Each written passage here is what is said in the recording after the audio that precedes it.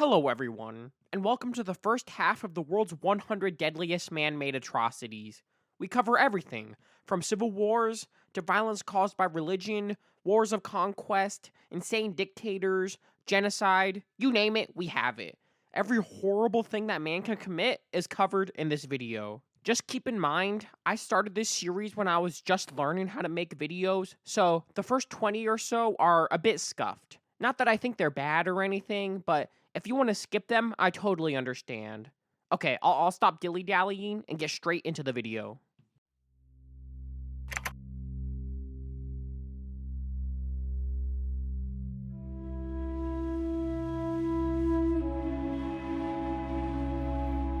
Idi Amin was a brick shithouse, 6 feet 4 inches tall, weighing 270 pounds, but was barely able to read or write. A champion boxer and a professional soldier down to the core, Amin worked his way up in the British colonial army to become the army chief of staff for Uganda's first elected president, Milton Obote.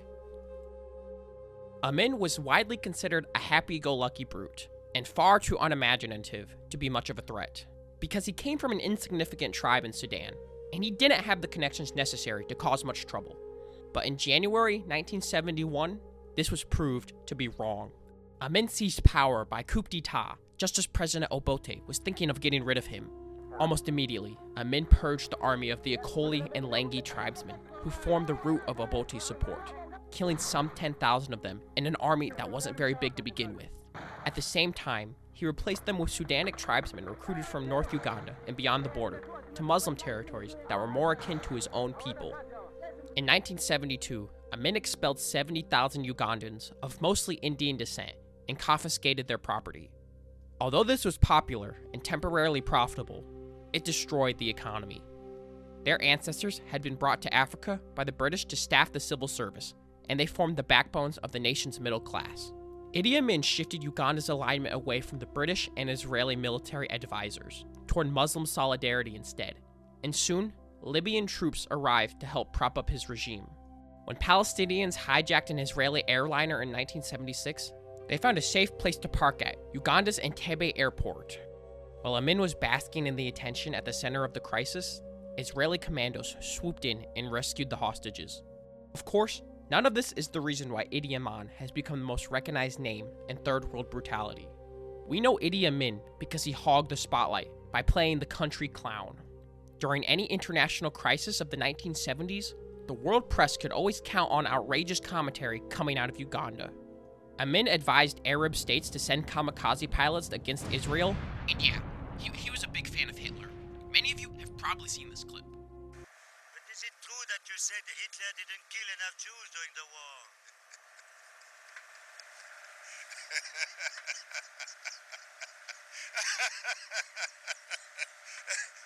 And he did praise Hitler for the Holocaust. He challenged a neighboring president to a boxing match to settle a border dispute, and he even volunteered to be King of Scotland. Even Amin's rumored cannibalism was treated more as a quirk than a human rights violation. Among the titles he awarded himself were Lord of all the beasts of the earth and fishes of the sea, and Conqueror of the British Empire, but his favorite was Dada, or Big Daddy. All the while, Idi Amin maintained a tyrannical regime, among the most brutal in history. Bodies were dumped into the Nile River because the graves couldn't be dug fast enough to hold its victims. At one point, disposal proved too much even for the Nile crocodiles, and bloated floating bodies clogged the intake to the nation's principal hydroelectric dam, interrupting the power supply. Finally, as Uganda became too poor to plunder, Amin sent his army into Tanzania to loot disputed borderlands. The Tanzanian army replied in force, overrunning Uganda and exposing the truth about his regime. Next to Amin's favorite palace and the headquarters of the State Research Bureau, Uganda's secret police, they found 20 to 30 bodies scattered around the room in varying states of decay and mutilation. Almost all showed signs of torture, and the floors were covered with bloodstains. Ragged, broken prisoners were released from jails. Mass graves were excavated, turning up skulls bashed open by rifle butts, arms and legs bound, children impaled on stakes. Amin meanwhile escaped to Libya, then moved to Saudi Arabia, where he lived in comfortable retirement until his death in 2003.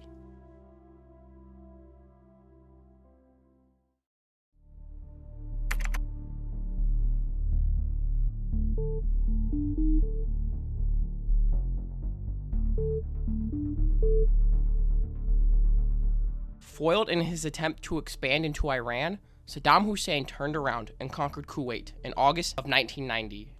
Almost immediately, the United Nations imposed trade sanctions, while the United States flew troops into the region and issued an ultimatum. Saddam Hussein had to be out of Kuwait by January 15, 1991, or else. When the appointed day passed, the American-led coalition opened an air attack, and 2 months later, a ground attack. The war went precisely according to plan, and the Iraqis were quickly driven back into their own country. The Gulf War perhaps killed 25,000 Iraqi soldiers and a couple thousand civilians, which alone isn't enough to make the list, but Iraq's industrial infrastructure had taken a beating during the war. But it wasn't anything that a healthy economy couldn't repair. But it never got the chance. Under the terms of the 1991 ceasefire, economic sanctions would stay in place until Saddam dismantled his ability to threaten his neighbors. Saddam was supposed to surrender or destroy all of his facilities that might be producing weapons of mass destruction. He had to shut down his chemical weapons labs and surrender his surface-to-surface missiles. The blockade was enforced by a coalition of warships patrolling the Persian Gulf, which inspected all cargo heading for Iraq. Meanwhile, with no oil exports, the Iraqi economy collapsed. Medicine became rare. People died in hospitals from trivial shortages of common supplies. Massive unemployment destroyed the standard of living.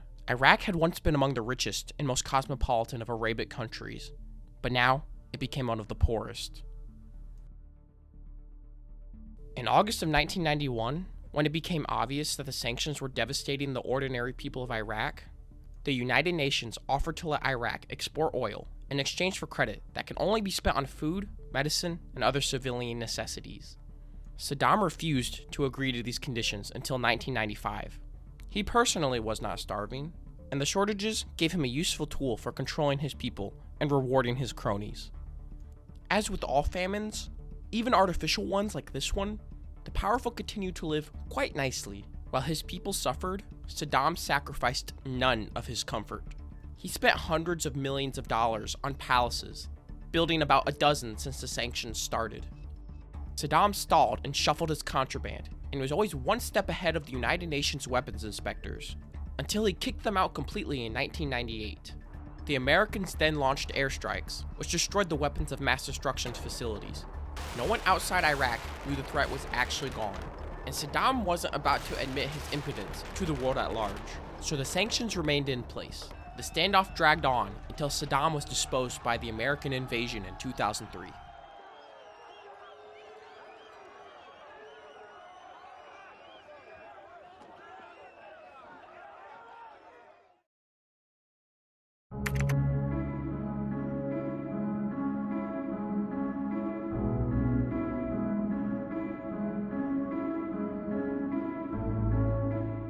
Two clearly defined classes inhabited the French colony of Saint-Domingue: a tiny white minority of citizens who had full civil rights, and a huge black majority of slaves who had none. All of the liberal revolutions following the Enlightenment had to face the contradiction of slavery being legal in a free nation. After the French Revolution, Paris decided to slip a little more democracy into Haiti by granting full voting rights to any free man in Saint-Domingue with property, even among the biracial. Naturally, the whites in the colony wouldn't accept a law that cut their political clout in half, so protests led to riots, and sporadic fighting broke out over it in 1790. Then suddenly, in August 1791, that seemed unimportant when the slaves in the northern part of the island rose up, slaughtering 2,000 of their white masters with farm tools, and burning over 1,200 coffee and 200 sugar plantations. The surviving whites retaliated, killing 10,000 slaves. In 1793, commissioners arrived from France to sort things out. These were radicals, more inclined to side with the slaves than their masters. While all of this was happening, the white population began evacuating to other, less volatile islands and the United States. The chaos left Saint-Domingue vulnerable to other colonial powers, so Spanish and British troops arrived to partition the French colony. With the British Navy in control of the sea, France could not send troops to stop it. But as a parting shot, the French government declared all the slaves free in the hopes that they would fight the British and Spanish for them. It actually worked. With the Spanish forces had come an army of former French slaves under Toussaint Louverture, who became the most prominent leader of the Haitian Revolution. Then in 1794, the French government completely abolished slavery in its colonies. But a brief break in the global hostilities between France and Britain gave Napoleon the chance to ship an army over to crush the Haitian rebels, since he declared they were slaves again. Napoleon sent his brother-in-law, Charles Leclerc, with 20,000 men to retake the island in February 1802. After a few defeats, Jean-Jacques Dessalines, who would later become Emperor of Haiti, and several other of the lesser warlords recognized French authority, but Toussaint stubbornly continued his fight. Finally, Leclerc gave up and recognized Toussaint as the lawful ruler of Haiti. In June of 1802, Leclerc invited Toussaint to a celebratory dinner, where he was congratulated, ambushed, arrested, and shipped back to France, where he was locked away in a dungeon until he died the next year. Back in Haiti, disease accomplished what the rebels could not. Eventually, half of the French invasion force, including Leclerc, died of yellow fever. Even though Napoleon continued to ship reinforcements, those who survived the tropical fevers were in no condition to contest control of the colony. As the Haitians came to realize the growing weakness of the remaining French, the rebellion intensified. When war between France and Britain resumed in May of 1803 and interrupted French shipping, Napoleon finally caved. Abandoning their ambitions, the French army and 1,800 civilian refugees left the island under a truce in November, with the agreement that 800 sick and wounded who were too weak to move could be left behind and sent back to France after they recovered. Instead, the Haitians loaded the hospital patients on boats, took them out to sea, and dumped them overboard.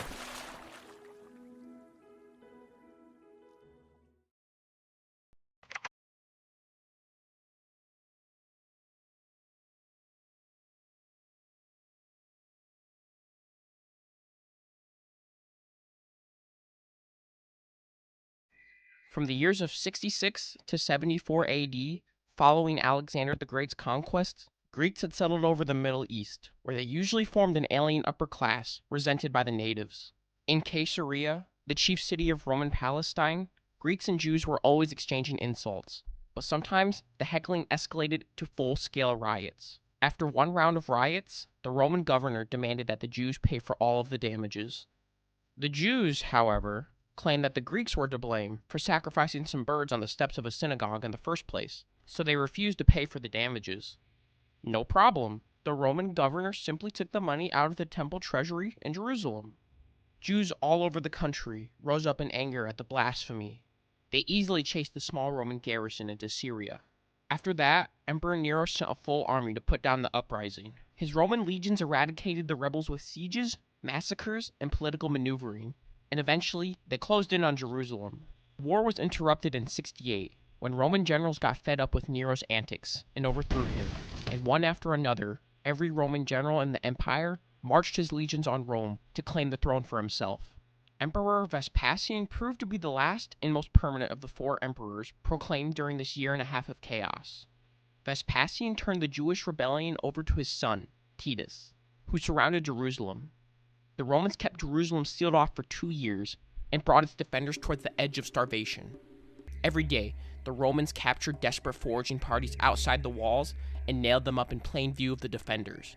When Jerusalem finally fell in 70 AD, the Romans massacred the population and reduced the temple in Jerusalem to rubble. Most of the city walls were demolished, but Titus ordered a short, impressive stretch of the temple complex wall preserved, as a lesson to future rebels that even the thickest walls can't withstand the Roman army. The wall fragment, now known as the Western or Wailing Wall, is one of the holiest spots for Jews today. The last 960 zealots retreated to the mountain fortress of Masada. The defenders watched helplessly as the Romans began to methodically build a ramp up the mountain in order to roll their siege machines into range. Knowing they were doomed, the trapped zealots drew lots. The losers killed the winners and then drew lots again. The losers killed the winners, and so on, until only one defender was left alive to commit the unpardonable sin of suicide. The destruction caused by the first revolt was mostly centered on Jerusalem, and much of Palestine remained unravaged. Peace and prosperity gradually returned. Then the Romans tried to assimilate the province into the larger Mediterranean culture. Around the year 132, Emperor Hadrian banned genital mutilation throughout the empire, which sounds like a fine idea until we remember that Judaism requires circumcision. Hadrian quickly revised his order to make an exception for the Jews. Unfortunately, Hadrian also chose this moment to start rebuilding Jerusalem as a modern Roman city, with the Temple of Jupiter, where the Temple of Yahweh once stood. The Jews would not accept any of this, and they rose up under Simon ben Kosiba, who gained the messianic nickname of Bar Koba, or Son of the Star. The rebels were strongest in the countryside, where they built fortified strongholds interlaced with hidden access tunnels. The Romans sent 3 legions to put down the rebellion. It was a rough campaign, and one of the legions disappeared entirely. This war is said to have destroyed 50 strongholds and 985 villages. It was so destructive that we still don't have the whole story, or too many relics. Just a few caves full of dead bodies discovered in the cliffs near the Dead Sea. When the fighting was over, most of the Jews in Palestine were killed, exiled, or enslaved. And this time, the Romans made certain there would be no next time. The Romans depopulated much of the territory and restocked it with more cooperative ethnicities. The Jews were exiled from Palestine, and the scattering of the Jews across the globe began.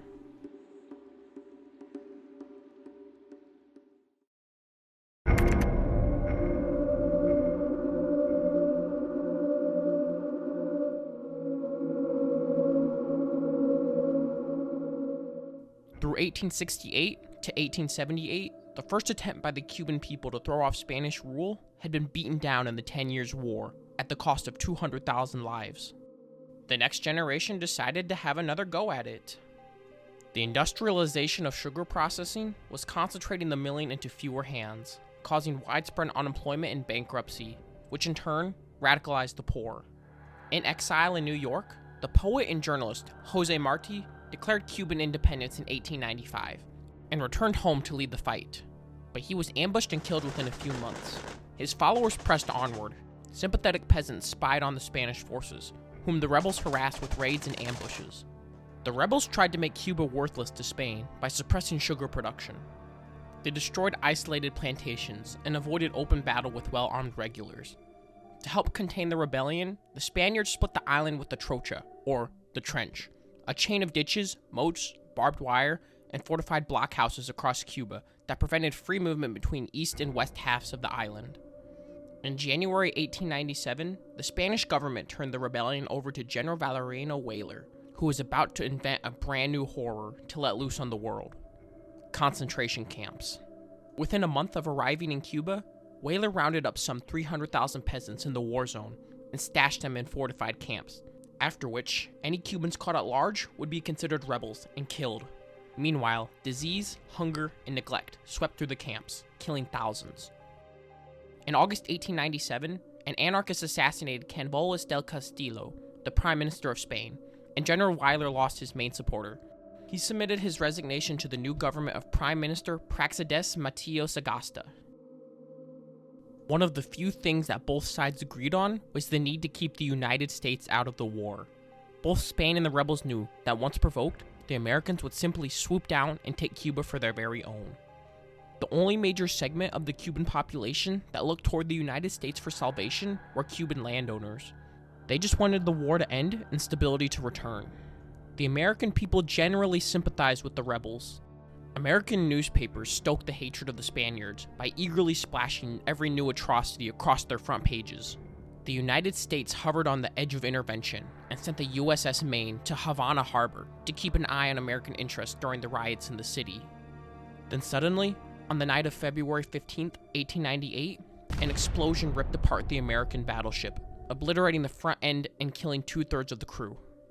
The explosion probably started as an accidental fire in the coal bunker, or was possibly even deliberate, but at the time, there was no doubt that those accursed Spanish had attacked the Maine.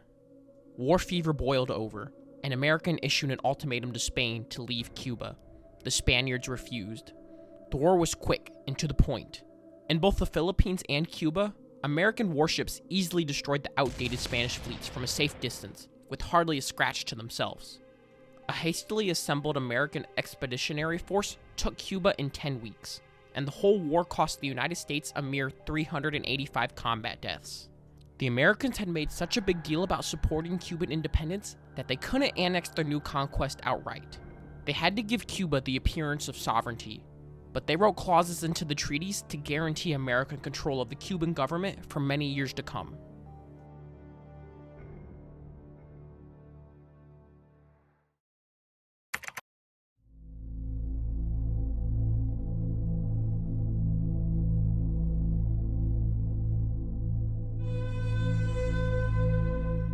Spain was going through one of its occasional democratic interludes. In the early 1930s, the Popular Front, which was a coalition of leftists ranging from moderate liberals to hardcore communists, set aside their bickering long enough to finally win an election. The king quit rather than sign the leftist legislation the coalition started churning out, which suited the Popular Front just fine, since it didn't like kings anyway, hence its name in the upcoming war, Republican. Spain had been a mess for over 100 years, now made worse by the Great Depression. Political murder had become a common part of Spanish life, with journalists, policemen, labor leaders, and priests from all parties being gunned down, blown up, or beaten to death with frightening regularity. After the right wing lost an especially notable victim, it also lost its patience with the government's inability to keep order. In league with the Falange, the Spanish Fascist Party, the army garrison in Spanish Morocco mutinied. The commander in North Africa, Francisco Franco, was declared leader of a renegade nationalist government that held scattered towns all over Spain. With the army against it, the government's only armed support came from militias raised by the trade unions. However, this tipped the Republican side from center-left to a full-fledged communist revolution. Workers seized factories, and peasants seized land. Churches were burned, and priests were murdered in retaliation for the Catholic Church's support of the military uprising. The fascist rebels, meanwhile, rounded up and murdered anyone deemed Marxist or anti-Spain. Members of the Popular Front, which were union officials, Freemasons, and left-wing journalists, were rounded up and executed. In August 1936, the Nationalists shot almost 2,000 Republican prisoners in the bullring of Badajoz, following the capture of Extremadura in central Spain. In the first chaotic days of the uprising, towns under the control of one faction or another were scattered haphazardly all over the country. Soon, the Nationalists consolidated control over the center of the country and drove straight for Madrid. By this time, the Republican government had scrounged up enough troops to hold off the Nationalists' attacks. The fascists now shift their efforts elsewhere and began to erase Republican enclaves that clung to the edges of Spain. Fellow fascist regimes sent troops. Around 40 to 50,000 Italians were sent, and at least 10,000 Germans, to help the Nationalists and to test their latest equipment and tactics. As part of this joint effort, German dive bombers helped to punish and terrorize enemy populations with a devastating air raid against the Basque city of Guernica. This was one of the first urban air raids in history, and it killed over 1,000 people. The Nationalists then invaded the Ebro River Valley, homing in on the coastal city of Barcelona.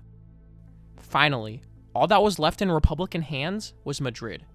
Soon, Madrid fell, and the roads to the coast were choked with the last refugees of the Republican government trying to escape to the countryside.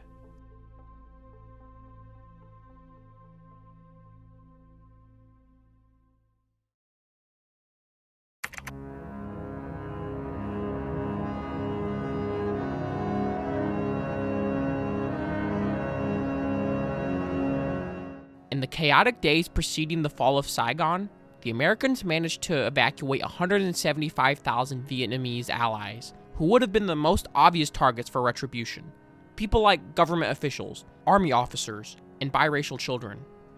Even with that many rescued, the new communist government found plenty of suspiciously Americanized South Vietnamese who needed to be dealt with.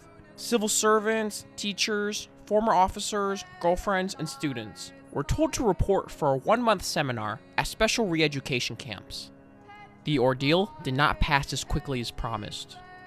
They were to be quarantined from new society and converted to loyal Marxists. The camps were run with a sort of religious fervor dedicated to transforming these hard cases into model citizens. But first, their will had to be broken, often by torture, overwork, fatigue, and hunger. Many were kept in the camps for 10 to 15 years, working hard labor on low rations. A lieutenant colonel tried to escape from the Lang Son re-education camp by bribing one of the guards. One witness described his plan was revealed. he was shot in one leg and caught. On the next day, he was buried alive. He died after 4 days. Almost 1 million people passed through these camps. Around 65,000 people were outright executed, and around 100,000 died of neglect, disease, or overwork. Even if people weren't sent directly to camps, they had to live under unforgiving new rulers, so many Vietnamese tried to flee the country. They used all their cash to bribe officials and buy whatever boats were available, many of them barely seaworthy, good for maybe a single one-way trip, and not always that. When a border war broke out between China and Vietnam in 1979, Hanoi heavily persecuted all Vietnamese of Chinese ancestry as suspected traitors. Probably 1 million boat people fled Vietnam in just a few years, and as many as 1/4 of them died at sea. Aside from the ordinary hazards of the sea, the boat people suffered attacks from other people. The neighboring nations didn't want them. Local coast guards chased them back into the open sea, and vigilantes attacked them when they washed ashore on foreign beaches, and many boats were seized by pirates. Most of the boat people went to Malaysia, Hong Kong, Indonesia, and the Philippines as their first stop, where they waited in refugee camps for richer countries to take them in. The largest numbers were resettled in the United States, with France and Australia taking many thousands in as well. In the late 1980s, another surge of boat people risked their lives to get out of Vietnam. Unfortunately, by this time, the world classified the boat people as economic refugees rather than political ones. They were considered a nuisance and received less sympathy. In one 1989 incident, 7 pirates armed with shotguns and hammers stormed a refugee boat, which had around 130 people aboard, including 20 children. The pirates shot and killed the boat's 2 pilots and did not so nice things to the women and girls aboard. Then, they set the boat on fire. There was only one survivor, who drifted away on floating planks.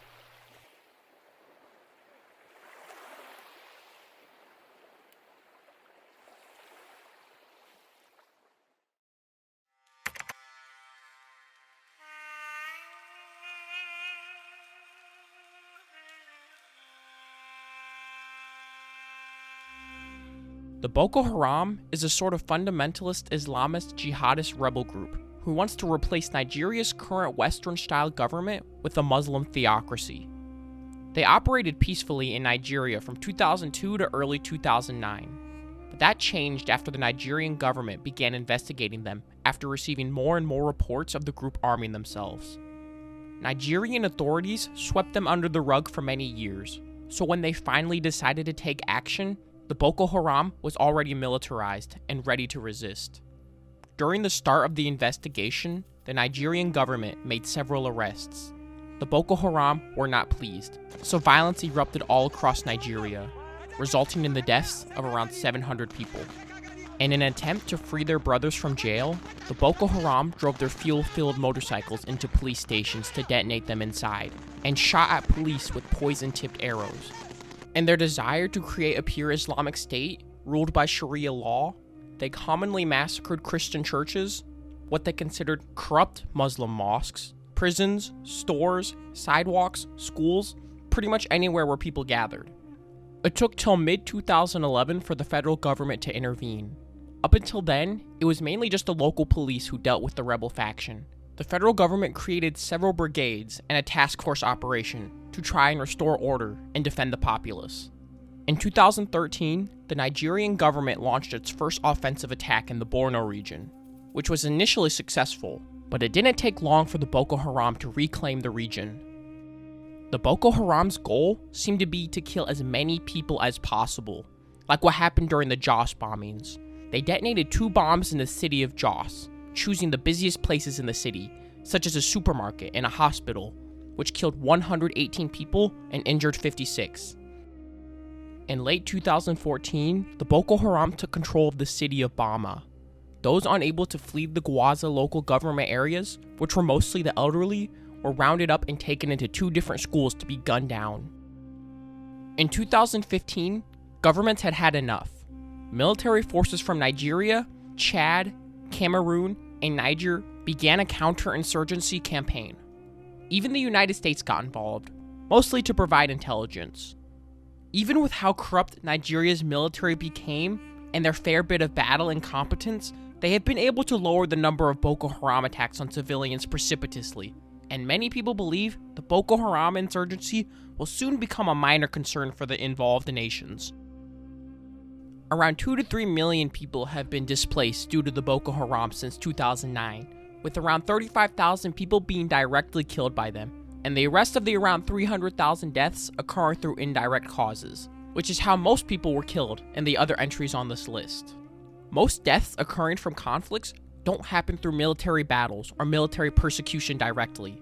Mostly, it occurs from supply chain disruptions, like shortages of food and water, or from the spread of diseases that promulgate because of the conflict, and are counted as deaths whether the aggressing party is doing it intentionally or not.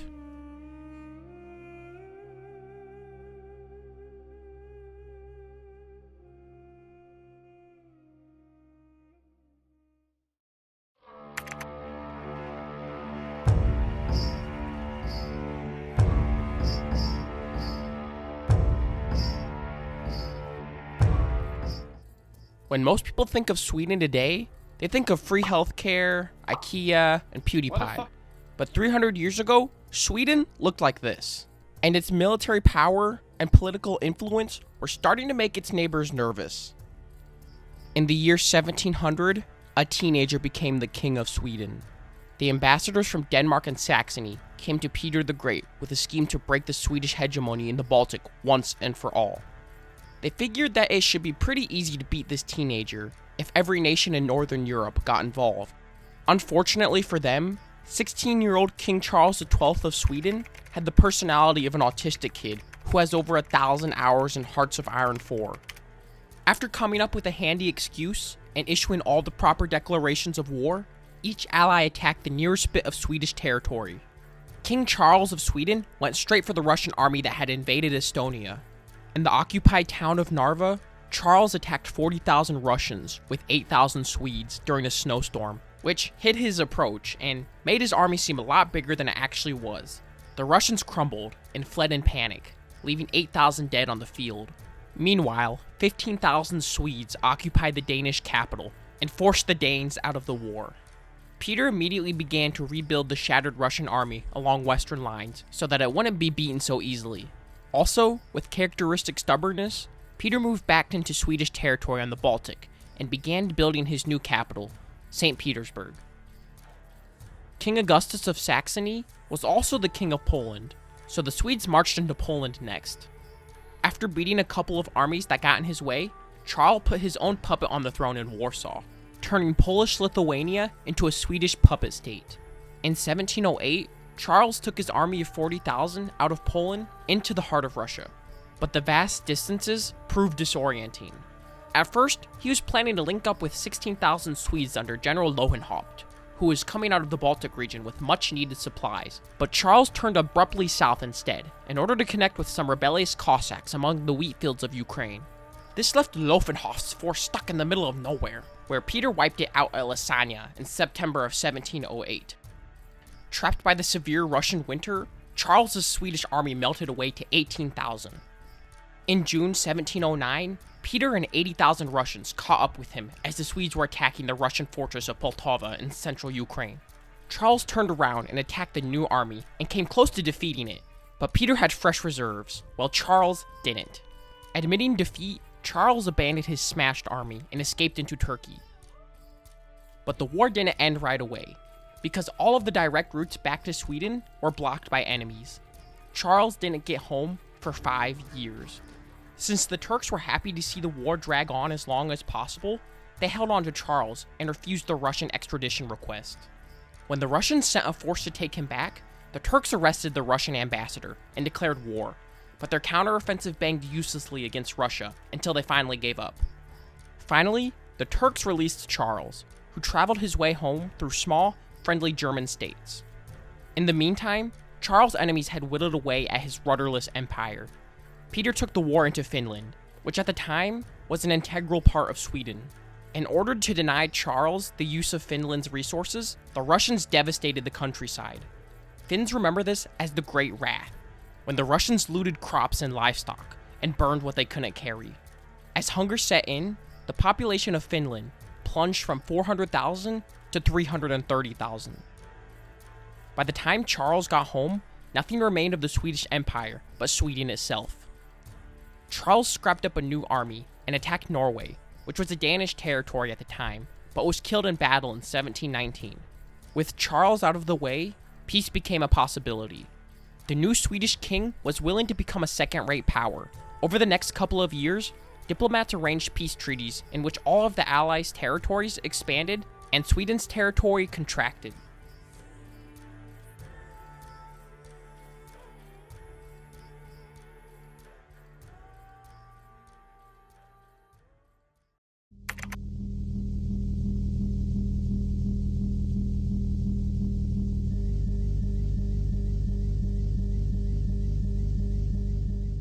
After Yemen cut back on fuel subsidies in 2014, mass protests popped up all over Yemen. A decent chunk of the population already disliked the current Yemeni government because of its influence from the American, Israeli, and Saudi coalition. And the Houthis, who ruled Yemen for over 1,000 years up until 1962, have been staunchly anti-American because of their invasion of Iraq in 2003. And the fuel price increase was the straw that broke the camel's back. In September of 2014, Iranian-backed Houthi forces took over the capital city of Sana'a and began advancing southward through the country, while claiming to now be the official government of Yemen. They swiftly took large swaths of political power throughout the western part of Yemen. 4 months later, President Abdul Mansur Hadi and his minister were forced to step down after Houthi forces captured the presidential palace, and former President Hadi soon fled to Saudi Arabia. With the military divided between support of the Houthis or support for Hadi's administration, no decisive military action was taken, so the rebellion had little chance of being easily put down by the military. Saudi Arabia was not happy with the rebellion, since they viewed the Houthis as an Iranian proxy state, so the Saudis began a military campaign to restore President Hadi's position to the capital of Sana'a. Most countries, including the United States, France, Britain, and Germany, don't recognize the Houthis as the official government of Yemen and consider the old Republic of Yemen's government as the official authority of the nation. So they've decided to give hundreds of millions of dollars to Saudi Arabia to help fund their war effort. Saudi Arabia started off their military campaign with dozens of bombing runs and airstrikes against strategic and civilian targets. And a naval blockade was quickly set up to prevent Iranian military supplies from reaching the Houthis. But this blockade also prevented basic supplies from reaching the country. Yemen is considered the poorest country in the Middle East, so a naval blockade against a country that has to import 80 to 90% of its calories from abroad will inevitably have a famine. At least 100,000 people have starved to death since the start of the war, and it's estimated that 17 million people are experiencing acute food insecurity. But due to the blockade, supplies have not been able to enter the country. Behind Saudi Arabia, the United Arab Emirates has been the most significant player in the Yemeni Civil War. They have contributed around 10,000 soldiers to a separate southern secessionist movement, which call themselves the Southern Transitional Government, or for short, the STC. The STC has claimed sovereignty from Yemen, and most of the south has been occupied by them since May of 2017. The STC was an independent Soviet-backed communist state until the 1990s, but soon lost its sovereignty after the fall of the USSR. They are hated by the old Republic of Yemen, but often receive support from the Houthis, since they both hate Yemen's old government. Even Al-Qaeda is making a resurgence. See that little white spot on the map? That's territory under their control. During the chaos that Yemen has been experiencing, hundreds of Al-Qaeda members have escaped prison and have done a little bit of trolling. And by trolling, I mean suicide bombings on Zaidi Muslim mosques, which killed 137 people and injured 357.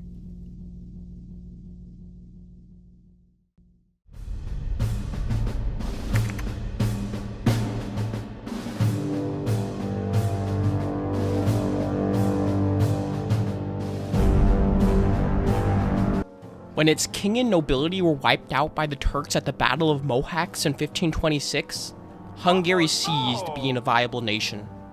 The leaderless land was partitioned between the Austrians in the northwest and the Ottoman Turks in the southeast. But a century later, Hungarians under Imre Thököly tried to drive the Austrians out of their half of Hungary. After suffering a string of defeats, Thököly realized he couldn't do it alone. Hoping to play one great power against the other, he turned to the Turks for help. His request came at the right time. The elite Turkish infantry, the Janissaries, were looking for a war in order to pick up some quick loot, and a 20-year truce between Turkey and Austria was set to expire. Kara Mustafa, the latest vizier produced by the Kapulu family, and the power behind the throne of Ottoman Turkey, seized the opportunity. He organized a massive spearhead to drive against Vienna. Although the Turks issued their declaration of war in August of 1682, preparing their invasion force of over 140,000 troops delayed the offensive until next spring. Although they knew the Turks were coming, the Austrians dithered about preparing Vienna for a siege. 100 years of peace had led them to neglect their fortifications. Fortunately for Christendom, the Turks dithered as well. When they surrounded Vienna in July of 1683, they dug trenches and waited, occasionally raiding, but never attacking in force, even on a couple of occasions when a useful breach appeared in the enemy's defenses. Under the laws of war at the time, common soldiers could legally plunder a city seized by assault for 3 days without restraint, but a peacefully surrendered city belonged to the Sultan. Kara Mustafa apparently preferred to wait and take Vienna intact for the empire, rather than taking it quickly and seeing his soldiers destroy it. Instead, the Turks stayed busy by terrorizing the surrounding countryside, such as massacring 4,000 villagers in the nearby town of Pertolsedorf. The siege dragged on long enough for the emperor to hire 81,000 East European mercenaries to save Vienna. The backbone of this army was 25,000 men under King John Sobieski III of Poland. Sobieski and his Polish winged hussars swooped down on the rear of the Turkish camp. Since the Turks were overconfident of their success, they hadn't fortified their rear for such an attack, and their camp was overrun. Looking to find someone to blame for his defeat, Kara Mustafa arrested Imre Thököly, the Hungarian rebel who talked him into this mess.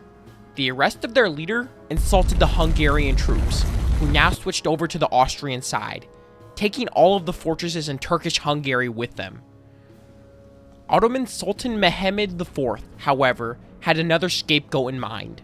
He ordered Kara Mustafa strangled for his failure, and his head stuffed and sent back to the Sultan in a velvet sack.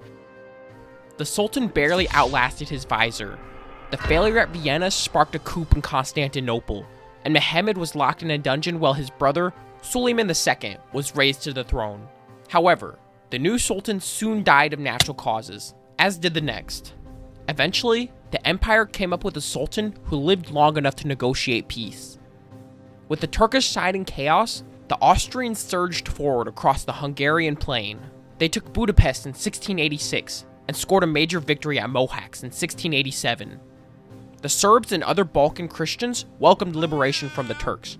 However, before the Austrians could fully consolidate their new territory, their troops were withdrawn and sent west to fight France in an unrelated war. Undefended, Kosovo fell to the Turks again, and the native Serbs fled Turkish retaliation. Then, the Turks moved Muslim Albanians into the empty land, which would lead to the Kosovo War 300 years later in 1999.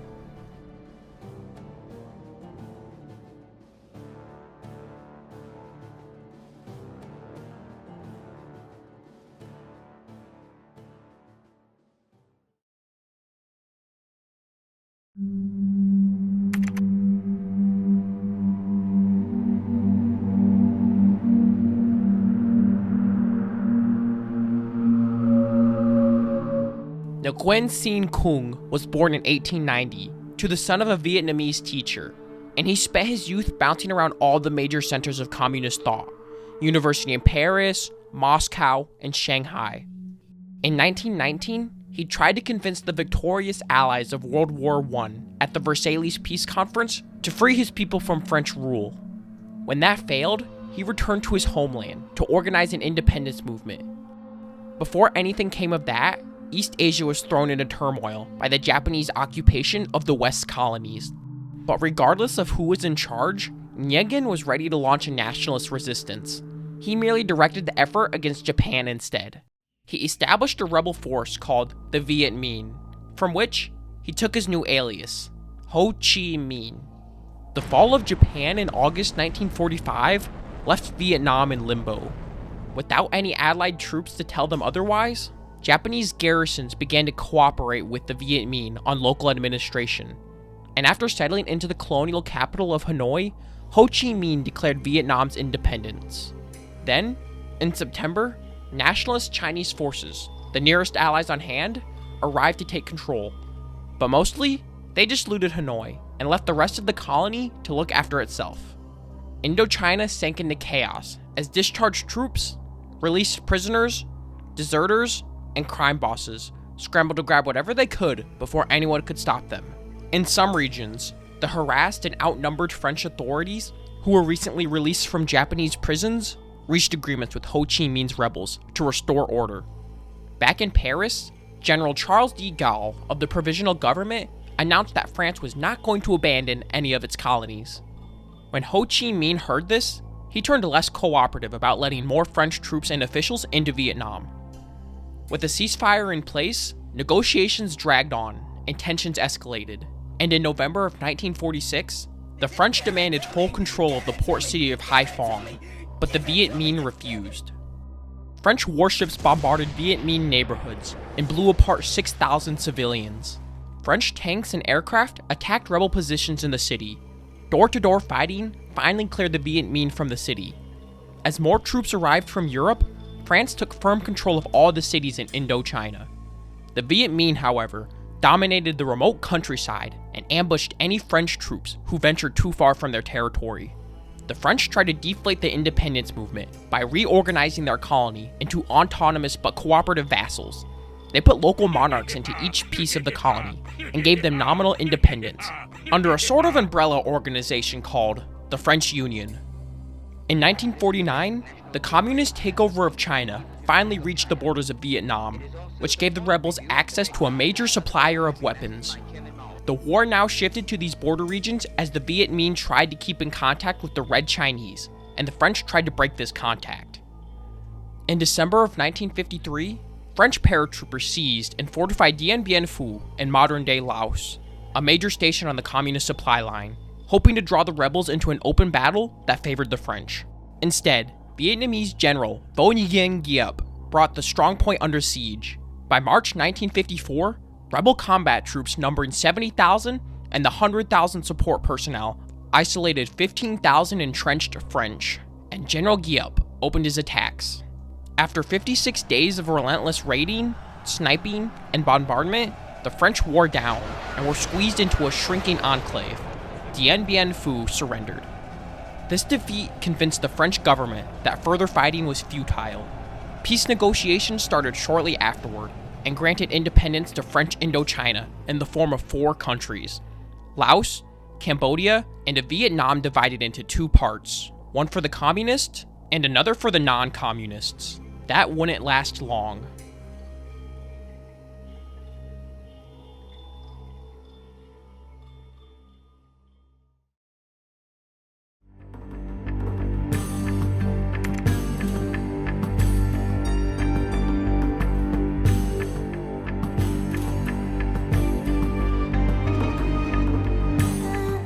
Proper hierarchy was very important to the Spanish colonials. Their society was rigidly arranged, such that the peninsulars, people who were born in Spain, were on top, lording it over the Creoles, people who were born in Mexico but of pure Spanish ancestry, followed by the mestizos, people of mixed Indian-Spanish ancestry, with the pure Indian people on the bottom. After Napoleon conquered Spain in 1808 and imprisoned the Bourbon king, the colonials of Spanish America had no idea who to take orders from. Was it the new king of Spain, Napoleon's brother, or the renegade national legislature that the Spanish rebels established? With so much confusion over who was in charge, Creole power brokers began to wonder if this was the moment to declare independence from the arrogant peninsulars. In September of 1810, authorities in Mexico began to crack down on a list of scheming revolutionaries, so Father Miguel Hidalgo, a Catholic parish priest in the city of Dolores, and the next person on their list, took matters into his own hands. Afraid that the anti-clerical attitude of the French Revolution might take hold in Mexico, Father Hidalgo inflamed the poor into a frenzied mob that demanded racial equality, land reform, and severing ties between Mexico and decadent Europe. The mob began a march towards Mexico City, and soon grew to an army of 25,000 men and women, mostly poor Indians armed with clubs, bows, lances, and machetes. Fewer than 1,000 were equipped as real soldiers. The royalist commander in charge of crushing the revolt, General Felix Calilla, burned villages, shot hostages, and executed any prisoners he took. On the other side, when Hidalgo's rebels took the wealthy city of Guanajuato, they massacred all of the leading citizens, which caused the Creole middle class to rethink its support for the independence movement. Even so, the rebel army soon swelled to 80,000, and Hidalgo punched through the enemy line at Monte de las Cruces. However, 2,000 rebels died in that fight, and the royalists retreated in good shape.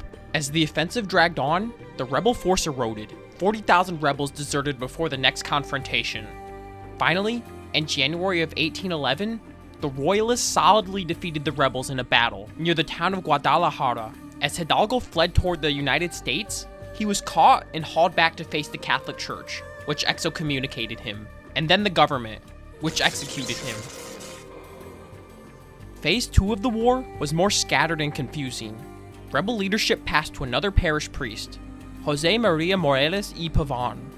Reality had dashed the hope that a spontaneous uprising would drive the oppressors from power, so Morelos avoided confrontation. Royalist forces, mostly Mexican Creoles, numbered 80,000, and their strategy focused on reducing the pockets of resistance, one by one. In January of 1812, General Calella destroyed the town of Zitacuero at the center of a particularly troublesome rebel area and laid waste to the Indian villages around it. The Creole general, Agustin de Iturbide, captured Morelos in November of 1815, and the rebel leader was excommunicated and executed before the end of the year. With the main rebel force broken and its leaders dead, the war devolved into 5 years of guerrilla warfare. Back in Spain, Napoleon was gone, and the old Bourbon kings returned, but Parliament had forced King Ferdinand IV to accept a liberal constitution. This alienated and worried the conservatives, who ran Mexico, and one by one, the generals in charge of crushing the rebellion began to switch sides. In February 1821, General Iturbide announced that he would no longer follow the orders of Spain. After negotiating with leaders of the revolution, Iturbide joined their side and marched against the royalist army, which he beat in a series of battles. The new independent government that Iturbide set up left much of the status quo intact, except that it declared the Creoles and Peninsulars to be legally equal. The Republican ideals of the early revolution didn't last very long. Within a couple of years, Iturbide declared himself emperor. That didn't last long either, and he was disposed of in 1823.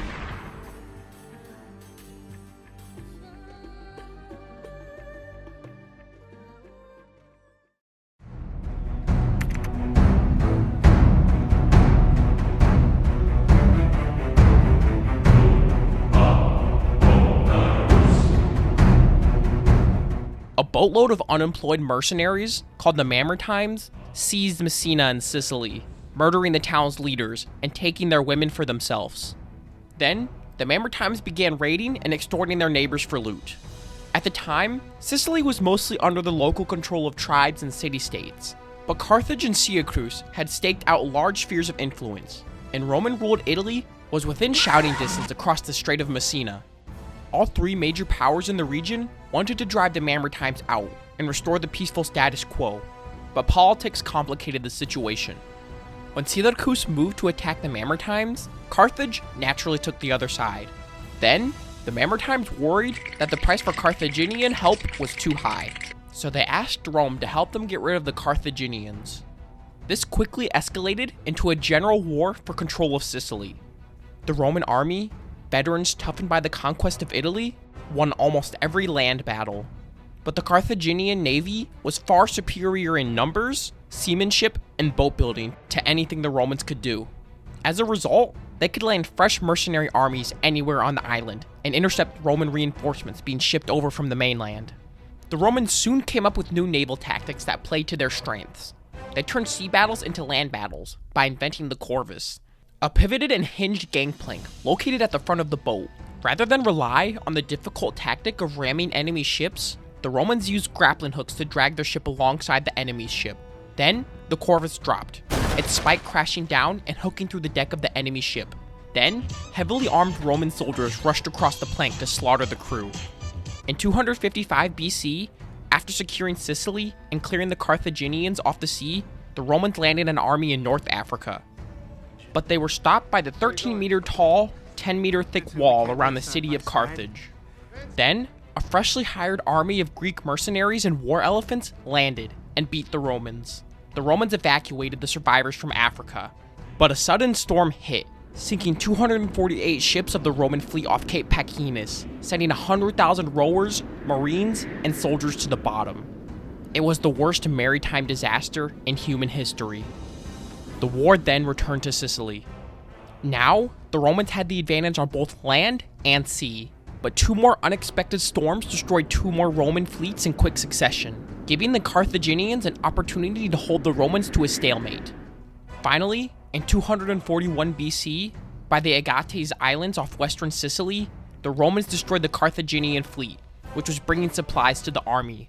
With their last army trapped and starving, Carthage agreed to peace on Roman terms, which included reparations, ransom, and the territory of Sicily.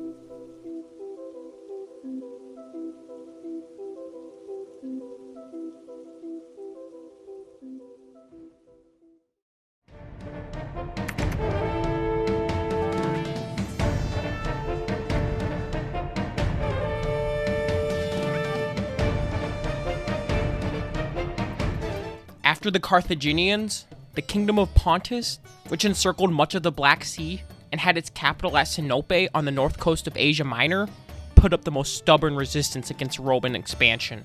In the First Mithridatic War, while the Romans were busy with the revolt of the allies in Italy, King Mithridates of Pontus took advantage of the distraction to encroach on the Roman sphere of influence in the east.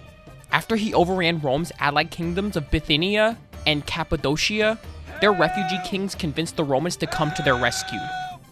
As soon as the Romans declared war, however, the Pontic army occupied the Roman province of Asia, which is now the western edge of present-day Turkey. Mithridates ordered all the Italians living in these lands, 80,000 merchants, sailors, travelers, family members, and even Italian-born slaves, killed, and their property seized.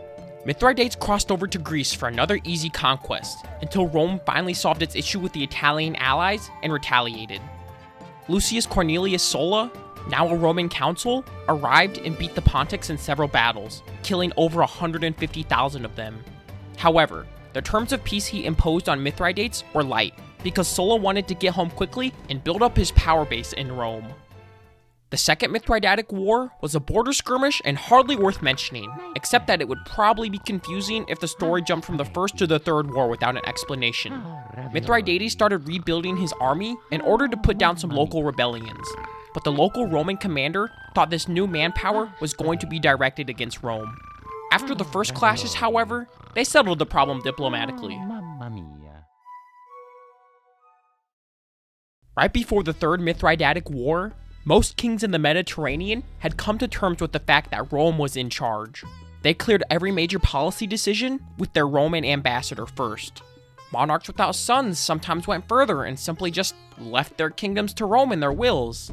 But when the king of Bithynia gave his kingdom to Rome, Mithridates declared the will a Roman forgery and occupied Bithynia again. The Roman Senate dispatched Lucius Licinius Lucilius to fix the Pontic problem, but when he arrived, he found the local Roman forces to be an undisciplined rabble, in no condition for a hard campaign. After whipping them into shape, Lucilius systematically destroyed the Pontic army and overran Asia Minor. Mithridates fled east to his son-in-law, King Tigranes of Armenia, who refused the Roman extradition request. In 69 BC, Lucilius fought his way into Armenia by way of the Upper Mesopotamia, with a campaign that killed about 100,000 Armenians. The fortune looted from the Armenian capital of Tigranocerta made Lucilius the richest man in Rome. Mithridates now fled to his land on the north shore of the Black Sea, where his son, Machaerus, ruled. But Machaerus did not want to antagonize Rome and refused to take up arms. Never a sentimentalist, Mithridates killed Machaerus and took personal control of his territory. In Asia Minor, Lucilius made enemies among his fellow countrymen as he consolidated control of Rome's conquests. To relieve the crushing poverty of these war-torn lands, he unilaterally abolished some of the heaviest debts that the colonials owed to Roman moneylenders. This angered many powerful financiers. His soldiers also disliked Lucilius for being a complete loot whore, so they refused to go any further during his latest campaign. This opened the door for a Pontic counteroffensive to reclaim much of Mithridates' lost territory.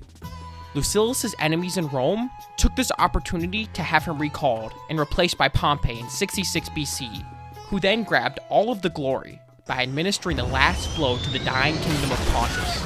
As the world closed in around him, Mithridates poisoned his daughters and wives to keep them from being captured and humiliated. He then tried to kill himself by poison, but this failed because he had spent a lifetime developing immunity to the poisons commonly used by assassins. Finally, one of his generals finished the job by stabbing him with a sword.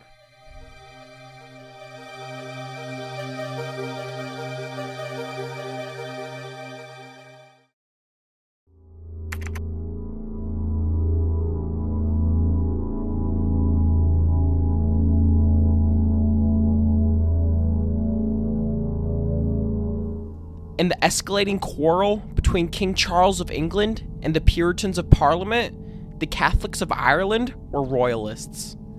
In 1641, just before the outbreak of hostilities in England, a rumor swept through the Irish Catholics that Parliament was planning to crack down on them at any minute. The Catholics decided to strike first and destroy the Ulster Protestants, who would be the foot soldiers in any such oppression. 3,000 Protestants were massacred in a sudden uprising, and another 8,000 died after they were driven homeless out into the cold. Civil war broke out in England before any retaliation could take place. Unfortunately for the Irish, the English Civil War ended with the king dead and the commander of the parliamentary army, Oliver Cromwell, as the dictator of England. In August of 1649, Cromwell crossed over to Ireland to settle scores with the Catholics, whom he hated even before the Ulster Protestant massacre. Misery and desolation, blood and ruin shall befall them, Cromwell promised, and I shall rejoice to exercise the utmost severity against them. He besieged the town of Drogheda on the east coast of Ireland, and when the English breached the walls after several fierce assaults, Cromwell's army gave no mercy. The English massacred 3,500 people, including all of the soldiers in the garrison, and 1,000 government officials, priests, and other dangerous civilians. The royalist governor of the town was beaten to death with his own wooden leg by soldiers who had heard a rumor that the leg would split open and spill gold coins. Survivors of the massacre were shipped out and sold to plantations in Barbados. Cromwell then moved south, where resistance from the port cities of Wexford led to another slaughtered garrison and a plundered town. As more towns fell to the English sieges, the Irish turned to guerrilla warfare and were able to stretch the war out until 1652. Cromwell left his army to clean up and returned to London. Parliament now decided to break the Catholic hold on Ireland. English commissioners arrived to jail or execute rebels and priests and confiscate their lands. Public practice of Catholicism was outlawed. The English drove the Irish off the fertile land and drove them westward into the rocky part of the island, and redistributed the best land to Protestant landlords and retired veterans from England. Almost 40% of all the farmland switched hands.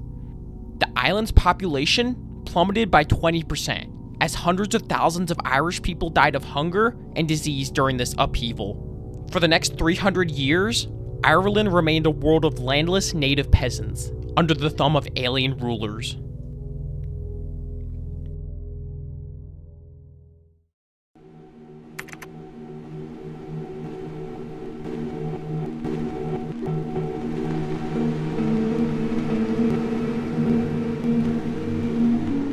The Ottoman Turks lost World War I very badly, so the Sultan in Constantinople now lived under the thumb of the victorious Allied powers, who forced him to sign away his empire. The French and the British grabbed most of the Arab provinces for themselves. The Greeks wanted to expand onto the coast of Turkey, where Greek minorities still lived under Ottoman rule. Unfortunately, the Greeks and the Turks were intermingled throughout Anatolia, so it wasn't easy to draw a clean border between them. Greek Prime Minister Eleftheros Venizelos, chief architect of the palace coup that put Greece on the winning side of World War I, landed an army at modern-day Izmir to annex this mostly Greek city that was in the borders of Turkey. About the same time, however, the Turkish general Mustafa Kemal renounced the Sultan and his treaties and tried to revive the sagging nationhood of Turkey. He set up an opposition government inland, at Ankara. In the summer of 1920, the Greek army invaded inward from Smyrna toward Ankara, but their soldiers turned out to be undisciplined and brutal as they crossed the Turkish territory. As reports of Greek behavior toward Turkish civilians filtered out of the war zone, Greece lost a lot of its international support it had enjoyed at the beginning of the war. In October of 1920, King Alexander of Greece died of an infected monkey bite. King Alexander was walking his German shepherd, and then bam, someone's monkey came in and attacked his dog. He went to help, but then bam, another monkey came in from behind and bit him several times, and the bite wound festered and eventually killed him. So the throne passed back to his father, King Constantine, who had been overthrown in 1917 for being pro-German during World War I. At about the same time, Prime Minister Venizelos lost his re-election. King Constantine was still rather annoyed at having been overthrown, so he purged the government of his son's friends. Most Greek officers in the field were immediately fired and replaced by inexperienced officers loyal to the new regime. The new officers were so bad, the artillery massacred their own infantry. During 1921, the Turks blunted every Greek offensive and fought them to a standstill. The tide turned at the Battle of Sakarya River in August of 1921. A year later, in August of 1922, Mustafa Kemal launched an offensive that broke the Greeks and drove them back to the coast. Bitter in defeat, the Greeks set fire to village after village as they retreated through them, leaving a trail of crispy towns in their wake. The Greeks retreated to the port of Smyrna, trailing thousands of refugees behind them as Greek civilians fled Turkish retaliation. The Greek army scrabbled out of Smyrna, but there wasn't enough shipping to evacuate the citizens. Soon, the Turkish army arrived and began to loot and shoot up the Armenian quarter.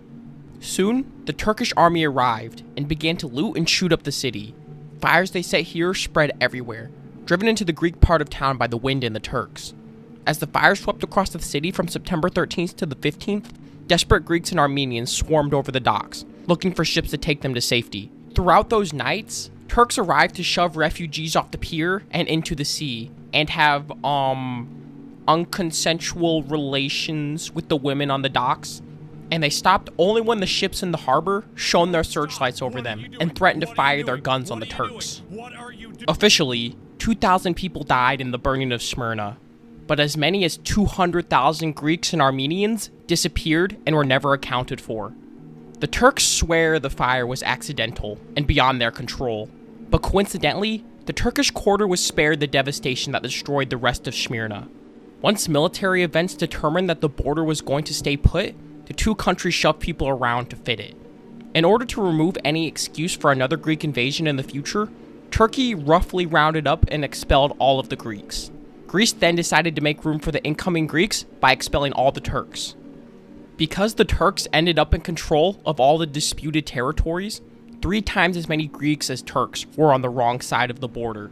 Approximately 375,000 Turks and 1.25 million Greeks were uprooted and exiled, making it the largest mass resettlement in history at the time.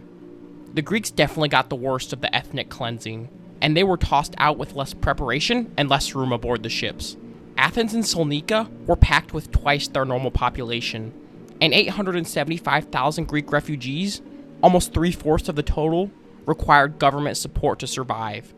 By 1923, mortality among the new arrivals was approaching 45%, as malaria, dysentery, and typhoid fever swept over the displaced people.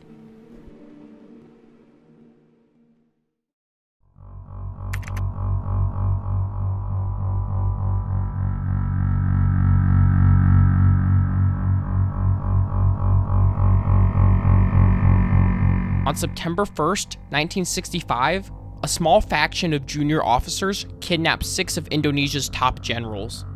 Details are murky, but it seems to have been the first stage in a coup d'etat. When the scheme went bad, the insurgents panicked and killed their prisoners, stuffing their bodies down a well. The sole survivor was General Abdul Nasution. who had jumped over the wall in his backyard and into the yard of the Iraqi ambassador next door after the attack on his home killed his 6-year-old daughter and his aide. After escaping the abduction attempt, General Nasution reported to the senior surviving officer, General Suharto, who had somehow not appeared on the list of assassination targets. General Suharto blamed the PKI, which was the Indonesian Communist Party, and at the time, the world's third largest communist party, for the attempted coup. Many find it mighty suspicious that the plotters had completely forgotten to put Suharto on their list of targets. Not only did he survive without a scratch, the attacks definitely worked out to his advantage. The president of Indonesia at the time was Sukarno, the old freedom fighter who had taken Indonesia out of the Dutch Empire after World War II. In the 1950s, Sukarno had helped found the Non-Aligned Movement, which tried to organize a sort of third world that remained outside of Soviet and American influence. He had begun as a properly democratic president, with elections and a free press. But as the years passed on, he became one of those democratic presidents who were never allowed to lose the election. Members of the Indonesian parliament were appointed rather than elected, under a policy Sukarno called guided democracy. Indonesia stayed calm for a few weeks after the attempted coup of September 1965, but soon, the military began to round up and kill anyone suspected of communist sympathies. All kinds of leftists, not just communists, were killed. Members of trade unions, students, and journalists were also executed. Some were killed in raids that wiped out entire families or destroyed uncooperative villages as well. Other suspects were hauled into local jails to be tortured until they admitted what the army officers wanted to hear. Then, they were taken to desolate spots, where they were shot. According to several US officials, American intelligence personnel supplied the Indonesian military with the names of hundreds, maybe thousands of people they wanted removed. The soldiers and their vigilante assistants also targeted the ethnic Chinese. They had been members of the merchant community that had been part of Southeast Asian culture for generations. On the rumor, they were all agents of Mao Zedong, who was the communist leader of China at this time. Most of the raids took place at night, as masked men came in and took prisoners into oblivion. One eyewitness described hiding in the bushes at night and watching masked vigilantes drive up to the riverbank with truckloads of prisoners, many of whom he recognized as teachers and neighbors. They were dragged out of the trucks and beheaded with machetes. Their heads were stuffed into bags and kept, while the bodies were pushed into the rivers to float away. Almost 500,000 people were hunted down and killed during the purge. 600,000 were imprisoned without trial, often for years. Thousands were exiled to prison colonies across the archipelago, where many were worked to death. President Sukarno was powerless to control his military, and he officially gave up trying in March of 1966 when he relinquished control of the country to General Suharto, who then served as acting president for about a year until he promoted himself to real president. Suharto eased Indonesia from the non-aligned status and turned his foreign policy increasingly toward the American bloc.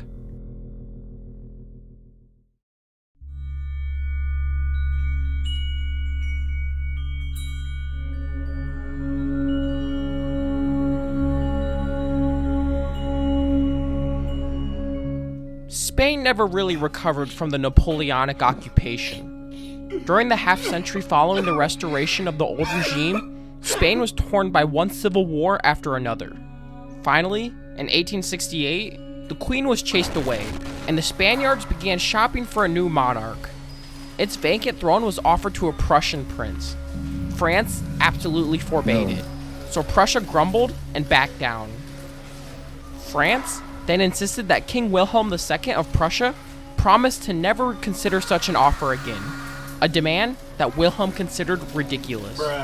The crisis was almost settled diplomatically, but Chancellor Otto von Bismarck of Prussia noticed that the hatred of the French was the only thing that all of the little nations of Germany agreed on. A large enough crisis might be used to unite the smaller princes of Germany under Prussian rule if everybody got angry enough. So Bismarck taunted the French about the Spanish throne until their emperor, Napoleon III, declared war. Within a few weeks, both armies were drawn up for miles in the open country along the border west of the Rhine. To outside analysts, the war seemed like a toss-up. The The French had better rifles and primitive machine guns, but the Germans had better artillery. The French army was more professional with 400,000 volunteers, but the German army was larger, 1.3 million regulars and reservists, mostly draftees, who were mobilized within the first few weeks. In practice, the Germans were in total control from beginning to end. France was crushed in almost every confrontation, until eventually Napoleon III was captured during the Battle of Sedan. With their emperor in the hands of the Germans, the French people proclaimed the return of the Republic and danced in the streets, until they remembered that the Germans were still coming. The French offered to negotiate, but the German price was too high. The French government withdrew to the safer city of Tours in the Loire Valley and scrambled to raise a new army in the provinces. Parisians raised the militia, herded livestock into the city, and braced for the arrival of the German army.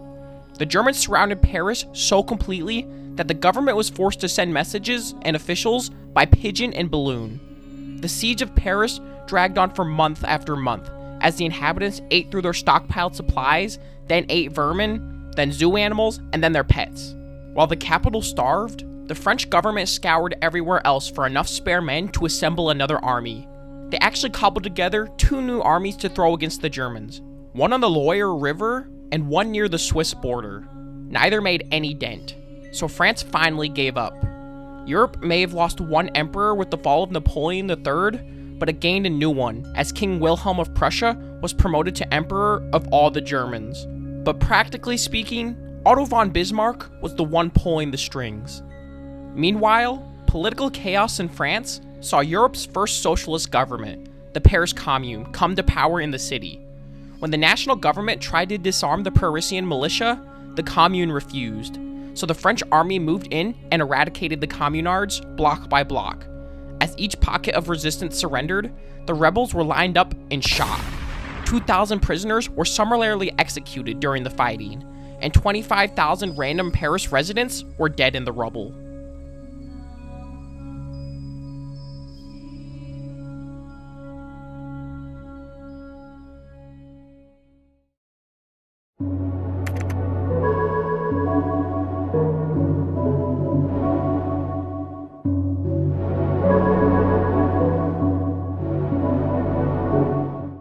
The bad-tempered son of a previous dictator, Francisco Lopez, had inherited South America's largest army, along with its poorest country. The conflict erupted because the Rio de la Plata is a broad estuary leading into the heart of South America. Navigable rivers connect the trade of 4 nations: Paraguay, Argentina, Brazil, and Uruguay. It's the only place in South America where countries adjoin one another near well-populated areas, so naturally, this is where you will find the bloodiest interstate war ever fought in the Western Hemisphere. During a border dispute between Brazil and Uruguay, the Uruguayan opposition party, the Colorados, joined Brazil for a coup against the ruling Blancos. This made Uruguay a Brazilian satellite, jeopardizing inland Paraguay's access to the sea.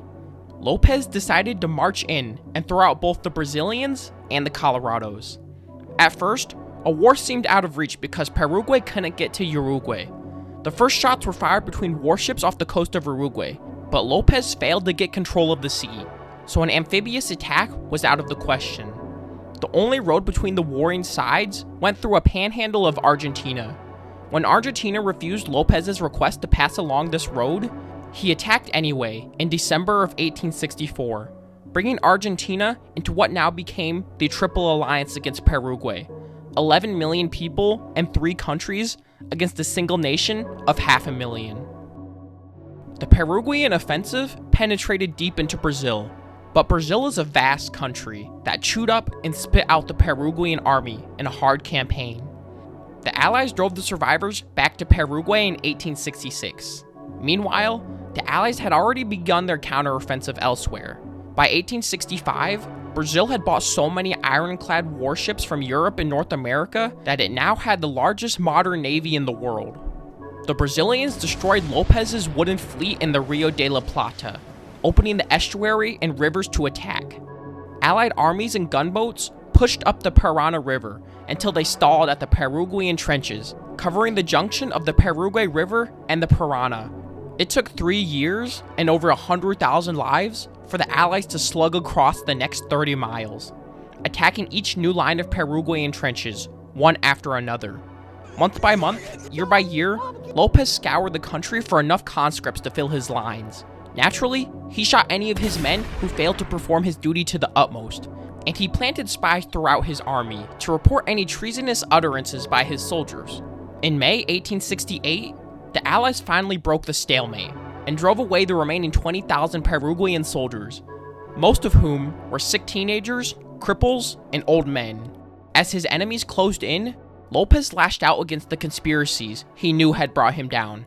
Several hundred Paraguayan citizens, his brothers-in-law, cabinet ministers, bishops, and judges among them, were seized and executed. He killed over 200 foreigners, including many diplomats. He had his own mother flogged and sentenced to death. By December, the Allies had taken Paraguay's capital, Asunción, and installed their own puppet government. They declared the war won and went home, leaving a small force to clean up.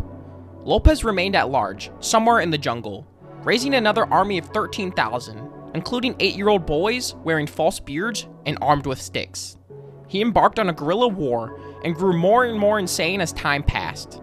Finally, defeated and down to his last 200 men, Lopez was speared by a Brazilian grenadier while fleeing across a river. His mistress, Eliza Lynch, was forced at gunpoint to personally dig his grave. Along with territorial changes that split up much of Paraguay to the Alliance, the war had reduced the population of Paraguay from 525,000 to 221,000, leaving only 28,000 men alive. That's almost 10 women for every man. Polygamy became commonplace among the surviving Paraguayans, as the only way to care for the huge numbers of widows and orphans.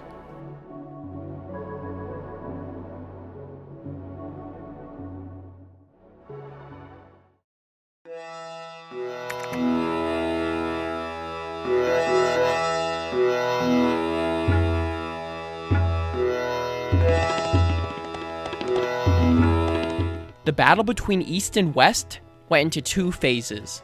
The Persian Wars decided that the West would survive, but Alexander the Great ensured that the West would dominate. Alexander's father, King Philip II of Macedon and northeastern Greece, redesigned the phalanx by strengthening the solid infantry block with longer spears and covering its flanks with archers and cavalry. He conquered Greece with his new army, but was assassinated before he could turn against the Persian Empire. His 20-year-old son, Alexander III, then took over and put down a couple of immediate revolts with what would come to be characteristic ruthlessness. Having covered his back, Alexander crossed into Asia Minor and destroyed the Persian provincial garrison when it tried to block his path at the Granicus River. He then began a march across the Middle East. He aimed for what appeared to be the strongest part of the enemy line and attacked straight into it. The tactic was risky, and he accumulated an impressive collection of battle wounds from a variety of weapons. But Macedonian kings were expected to lead by personal example. After maneuvering through the pass between Asia Minor and Syria, Alexander discovered that Shah Darius III of Persia had slipped his full army behind him. With hardly a thought, Alexander spotted a weakness in the Persian line and charged into it with his cavalry. The Persians broke ranks and were slaughtered as they ran, abandoning their baggage train to the Macedonians, including the Persian empress and her daughter. Alexander moved south to capture the ports that allowed the Persian fleet to threaten his lines of communication.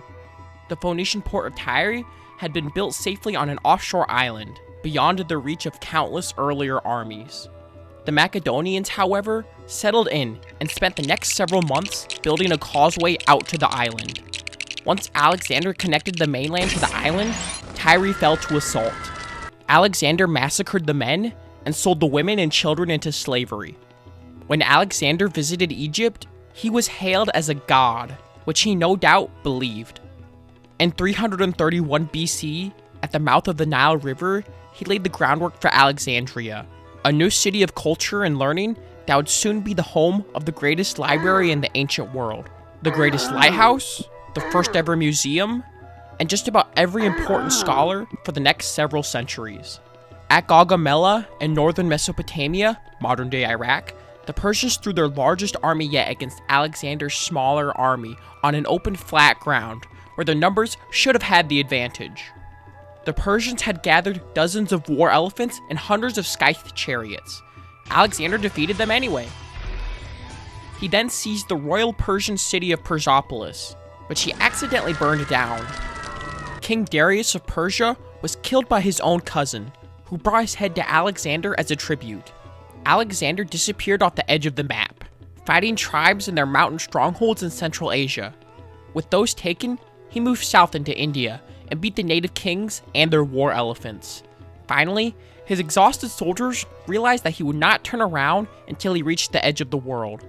The army mutinied and forced him to return home. Alexander took his soldiers home the hard way, across the scorching desert on the coast of Iran. Some say it was a brilliant move to stay resupplied by the navy while taking the most direct route possible. Others say he was punishing his men for making him go home. In any case, 2/3 of his army died by the time they returned to civilization.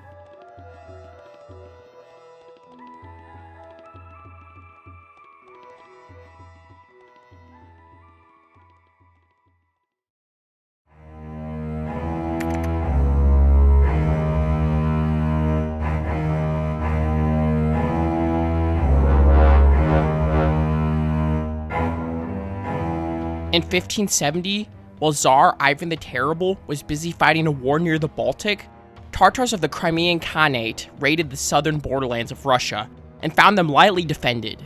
The next May, they launched a full invasion to plunder Russia for everything they could carry off. They looted and burned the towns and sent 150,000 residents southward into slavery. The Tartars wiped out all of the small, scattered garrisons that Ivan stationed there. Arriving in the outskirts of Moscow, the Tartars set fire to the suburbs, and these individual fires fused and swept into the city. The inhabitants of Moscow fled in panic, crowding against the farthest gate of the city wall, pressing and trampling one another, compacting into a mass of corpses 3 layers deep. Others jumped into the river to escape the fire, and drowned instead. The powder magazine in the Kremlin exploded, the city was in ruins, and tens of thousands of people were dead. The Moscow River was choked with more bodies than it could hold, and it took more than a year to clear out all of the corpses from the city. For 10 days, the Russian nobles were afraid to tell Ivan of the disaster. Finally, in July, Ivan's army caught up with the Tartars at Molody, south of Moscow. The 60,000 Russians thoroughly defeated the 120,000 Tartars and deterred them from invasion for a long time to come.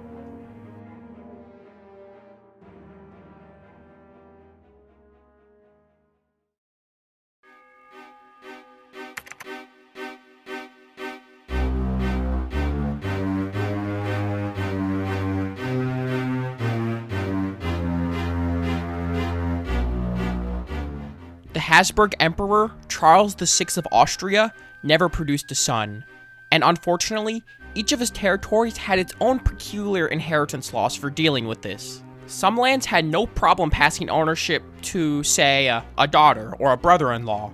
Others forbade passing the title to a woman. They preferred to pass inheritance through uncles or cousins. The emperor, however, wanted everything to go to his eldest daughter, Maria Theresa, so he put in a lot of effort into convincing all of the European powers to sign an agreement, the Pragmatic Sanction, saying that they would all go along and would not make a fuss. It wasn't supposed to be a problem. However, the new young king of Prussia, Frederick II, soon to be Frederick the Great, was looking for an excuse to go conquering gloriously across Europe. After Emperor Charles died, Frederick scrounged up a medieval agreement between dead princes that gave the Austrian province of Silesia to Prussia before they would allow it to go to any female. No one else in Europe found this convincing, and they dismissed his invasion of Silesia as a foolish adventurism, doomed to fail against the greatest power in Central Europe. In the first clash at Mollwitz, the Austrians easily chased off the Prussian cavalry, Frederick among them, and then turned against the isolated Prussian infantry. However, the Prussians' discipline and training surprised everyone when their infantry stood firm and slaughtered the attacking cavalry. Then, a Prussian counterattack overwhelmed the Austrian infantry as well. Maria Theresa was forced to accept the loss of Silesia. The conquest of Silesia boosted the Prussian population by 1 million easily, as assimilated German Protestants settled in fertile farmland along a navigable river. Frederick withdrew from the war to enjoy his new territory, However, with Austria knocked down, France realized that now was the perfect opportunity to dookie on its fallen enemy, so the French declared war. I fucking love war! Bavaria and Saxony, itching to break Austrian hegemony in Germany, joined in as well. Meanwhile, Britain was already fighting France on the high seas and beyond, and the British were dynastically linked to the German state of Hanover, so they subsidized the Austrians. War boiled over in all of the usual battlegrounds and pathways in Central Europe, but each of the allies had different war aims, so they never quite coordinated their strategy. In the end, the Austrians managed to hold off the circling scavengers and to keep their losses down to only Silesia.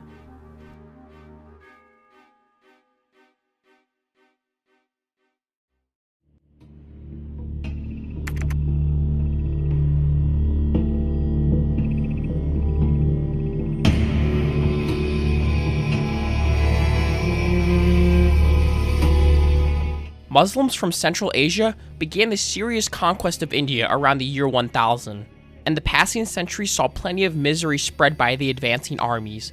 50,000 massacred here, 100,000 massacred there, but never enough in one place at one time to make the top 100 list. By the 14th century, the Muslims controlled most of the subcontinent. On the leading edge of Muslim expansion was the Bahmani Sultanate in west-central India. Facing it, the last stronghold of Hindu sovereignty was an empire centered on the city of Vijayanagar.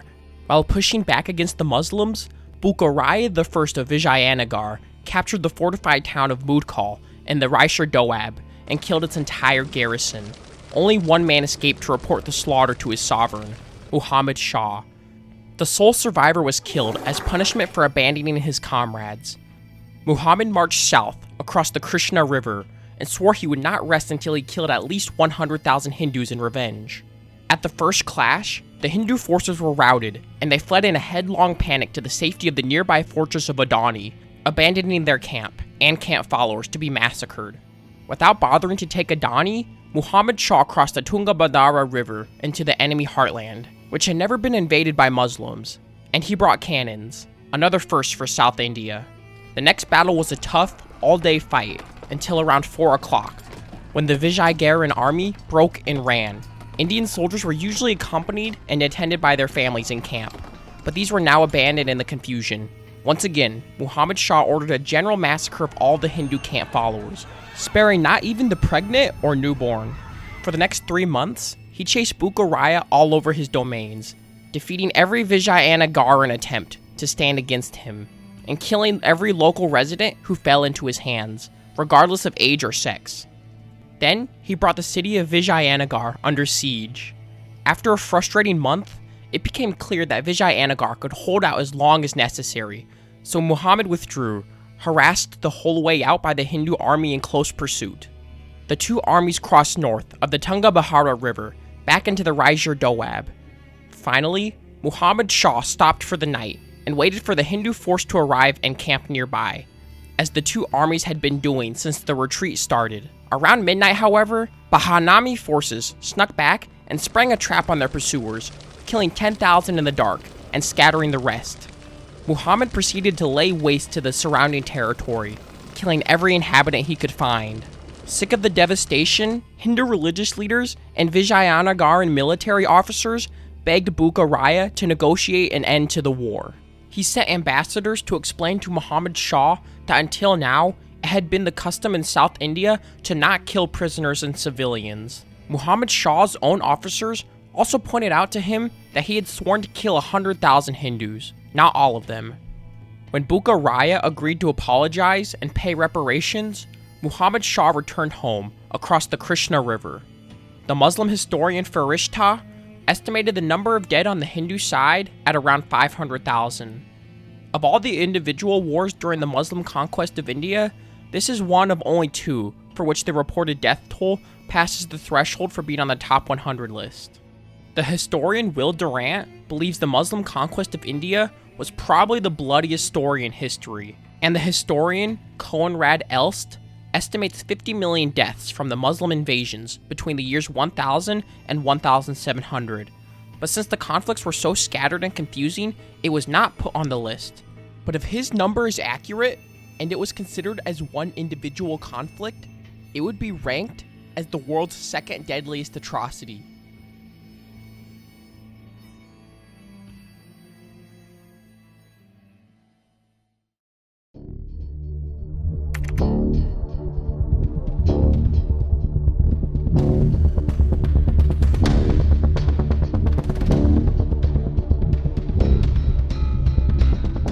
Marxist guerrillas, calling themselves the Popular Movement for the Liberation of Angola, or the MPLA, took over Angola after the Portuguese left in 1975, propped up by Soviet aid. South Africa supported an insurgency against them to keep the Marxists from meddling in South Africa's affairs. The war fizzled out after their foreign sponsors collapsed. By the 1980s, the rebels of the National Union for the Total Independence of Angola, UNITA, led by Jonas Savimbi, managed to carve out 1/3 of the country as their own autonomous enclave. In addition to South African aid, the United States, the Ivory Coast, and Zaire, now the Democratic Republic of the Congo, supported Savimbi's fight against the MPLA government. Angola has a couple of valuable natural resources, diamonds and oil, but the war kept production down, which drove prices up, so the few companies willing to risk getting caught in the crossfire earned a nice profit.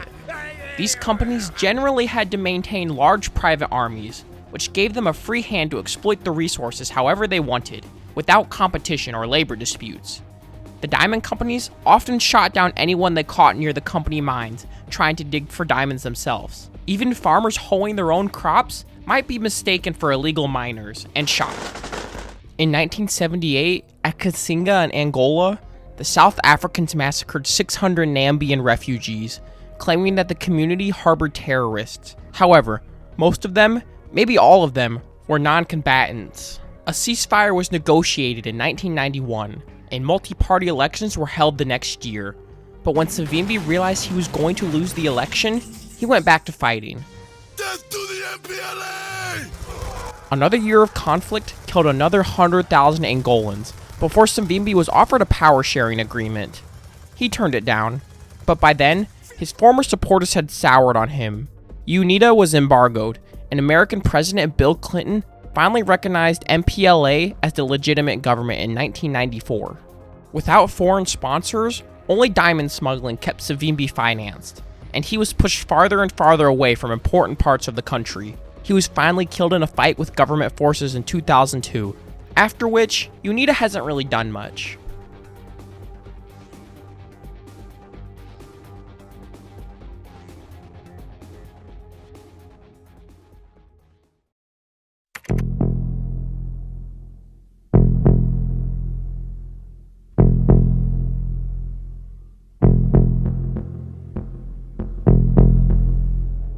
When a revolt against Turkish rule erupted in Bosnia in 1876, it quickly spread to all of the Christian subjects of the Sultan in the Balkans as well: Macedonians, Serbs, and Bulgarians. The most distant rebels, the Bosnians, were taken under the protection of Austria.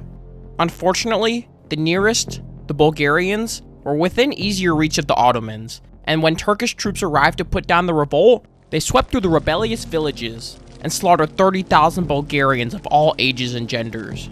The massacres horrified Europe, and everyone insisted that someone do something. At first, the Russian government hesitated.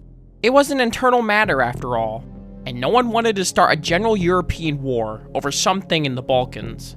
Treaties forbade Russia from interfering in Turkey, but many idealistic Russian army officers resigned and joined the rebels to fight on behalf of their fellow Slavs anyway.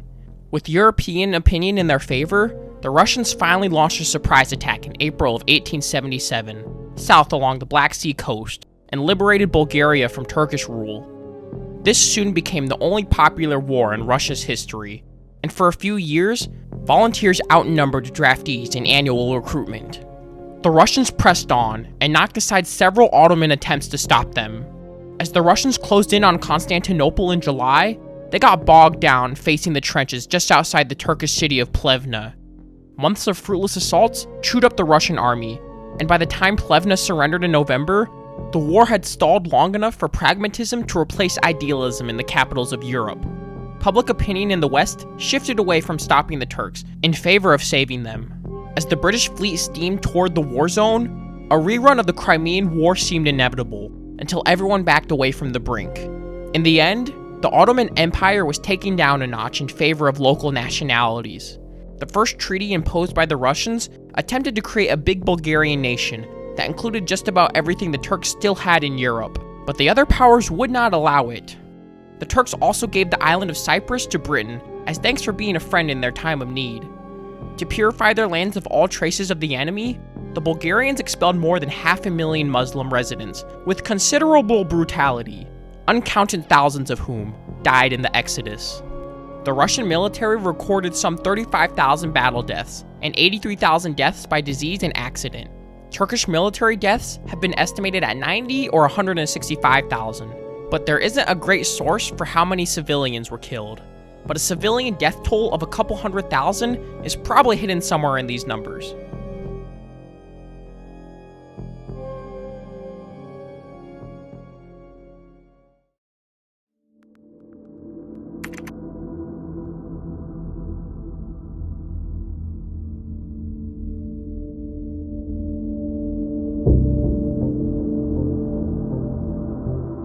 After driving Idi Amin out of Uganda, check out the first entry of my first video on this series for more info.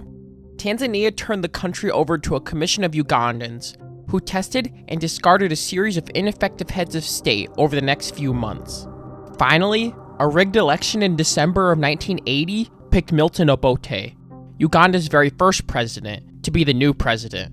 Although Obote had been a relatively decent and only slightly corrupt president the first time around, he had grown bitter in exile. This time, he ran Uganda almost entirely on behalf of a handful of favored tribes, the Tessos, the Akolis, and Obote's own people, the Langis, who had suffered greatly under Idi Amin's tyranny. Obote quickly created a dictatorship that was every bit as bad as Idi Amin's, but less colorfully eccentric. Opposition to Obote coalesced around Yoweri Museveni and his National Resistance Army. Resistance to Obote was strongest in the Luwero Triangle, north of the capital Kampala.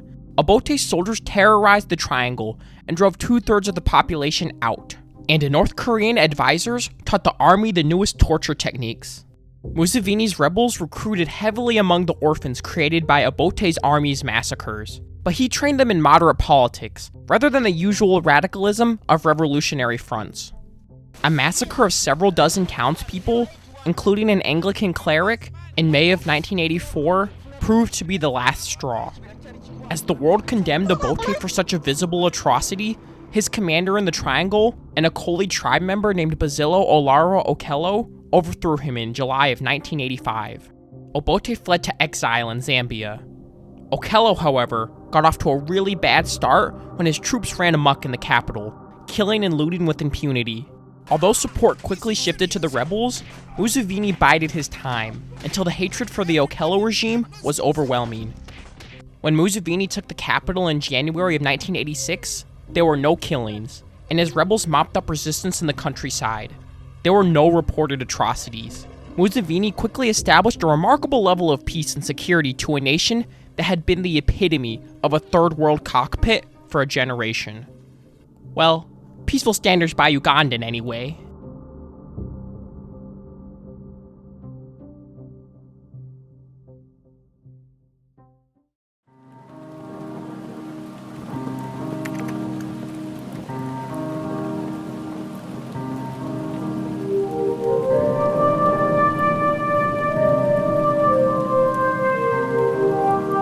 The end of British colonial rule in India was supposed to be a triumph.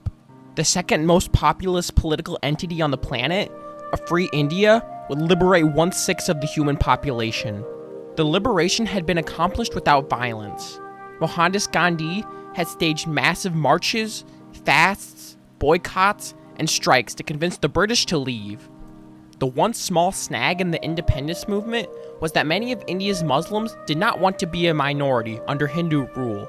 Their leader, Muhammad Jinnah, demanded a separate country carved out of those regions, where Muslims were the majority. Gandhi, on the other hand, was horrified at the idea of a fractured India, and even offered to accept Muslim rule over all Hindus, if that would keep India intact. Other Hindu nationalists, however, were just as horrified by Gandhi's solution. The first plan for organizing India was to create a federation of autonomous states. But just as they were putting the finishing touches on the plan in 1946, Jawaharlal Nehru, leader of the Hindus, casually mentioned that it was subject to change. Feeling they were tricked, the Muslims in Calcutta rioted. Within 3 days, 5,000 people had been killed as attacks launched back and forth between Muslims and Hindus in the city. After the riots spread throughout the country, the body count quadrupled. Tempers eventually cooled long enough to devise a new plan. The Muslim-majority regions of British India were bundled together to form the sovereign country of Pakistan. The frontier provinces by the borders of Iran and Afghanistan were so thoroughly Muslim that they could be easily assigned to Pakistan. But two inner provinces, Bengal and Punjab, were especially tricky, because both of these religions were equally common and interwoven throughout the area. These provinces would have to be split into Hindu and Muslim majority regions. A British commissioner named Sir Cyril Radcliffe was given the impossible task of carving out fair boundaries. His main qualification was that he had never been to India and presumably had no bias. He was locked away with socio-ethnic census maps, a pencil with an eraser, and absolute authority to do whatever he wanted. The exact borders weren't even announced until August 15th in 1947, the evening when India became independent of British rule. Lord Louis Mountbatten was appointed to be the final viceroy of India, and he wanted to get it over with.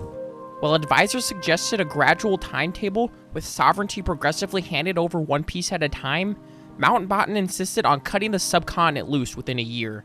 Mountbatten did not want to get caught in the civil war that was looming in India. Even before independence arrived, mob violence began to purge communities of their minorities, trying to remove any excuse for getting assigned to the wrong country. Hindus angry at Muslims for forcing the split committed the first murders, but the killings soon went in both directions, as each side sought revenge for whatever atrocity the other side had just committed. Millions of Indians tried to escape the violence, which continued even as the day of independence came and went. Columns of refugees fleeing their former homes were often ambushed and slaughtered. Trains often had to run a gauntlet of gunfire from machine guns set up alongside the tracks. If the trains stopped, passengers were dragged off screaming and butchered by the dozens, then hundreds, and eventually thousands. Silent ghost trains pulled into stations, hauling boxcars loaded with only the dead and dying, moaning in congealed pools of blood. Gandhi camped out in Calcutta, fasting in protest over the ethnic violence and growing ever weaker with hunger. His spiritual hold over the Indian people was so great that they obeyed him, and Bengal was spared the worst of the violence. In November of 1947, once all of the people who had been caught on the wrong side of the border were either dead or exiled, the slaughter abruptly stopped. Over those chaotic months, more than 14 million people had fled their homes, 7.3 million Hindus and Sikhs from Pakistan, and 7.2 million Muslims from India. For what it's worth, the fact that a roughly equal number of each were stuck in the wrong country probably means that Radcliffe had drawn the border as fairly as was humanly possible. However, the partition violence still had one more victim left to claim. In January of 1948, a Hindu fanatic assassinated Mohandas Gandhi.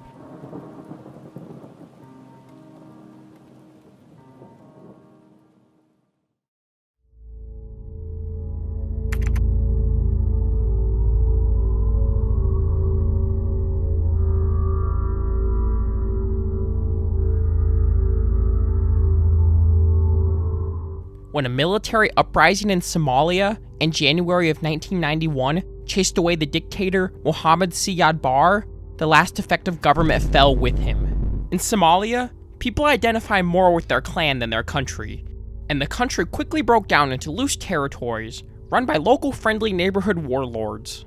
The economy sputtered to a halt, and armed bands seized all of the local food supplies that were on hand, leaving the unarmed population to starve. After an estimated 50,000 Somalis had been killed in the fighting and 300,000 had died of hunger, the United Nations negotiated a ceasefire in March 1992 between the principal warlords in order to bring food into the country.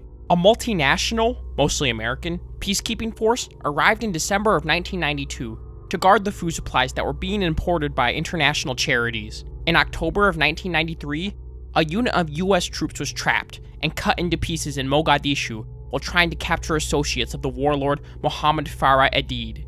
It was a minor battle in the grand scheme of things, but it made the American leadership so gun-shy that they vigorously avoided intervening in the Rwandan genocide the next year.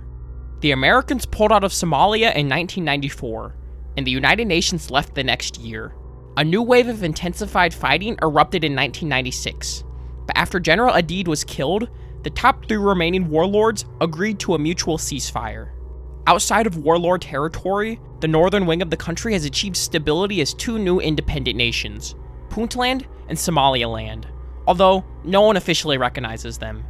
Years of war have left Mogadishu looted and battered, and many of its 1.2 million people live in rubble and tents. Schools and businesses have long ago shut down.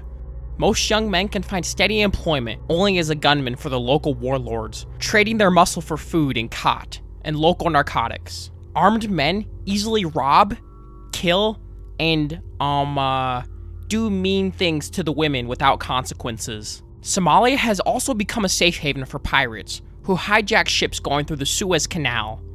In 2006, Ethiopian troops occupied Mogadishu in order to install a United Nations-approved national government, but this did little more than create another yet ineffectual local faction.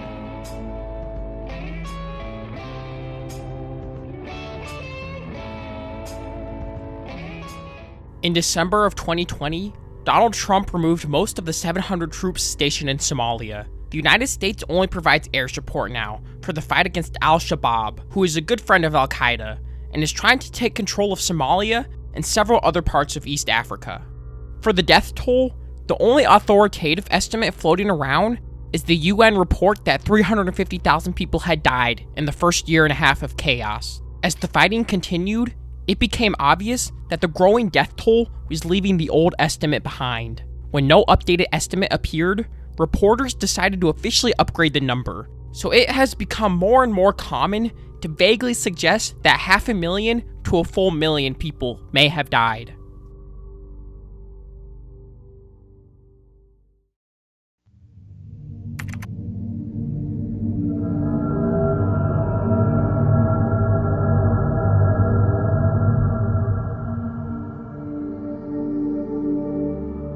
Most European colonies overseas fell into one of 2 categories. Either the natives were conveniently wiped out and replaced by Europeans, which is what happened in Australia and New Zealand, or else European settlement never really took root, like in Nigeria or Burma.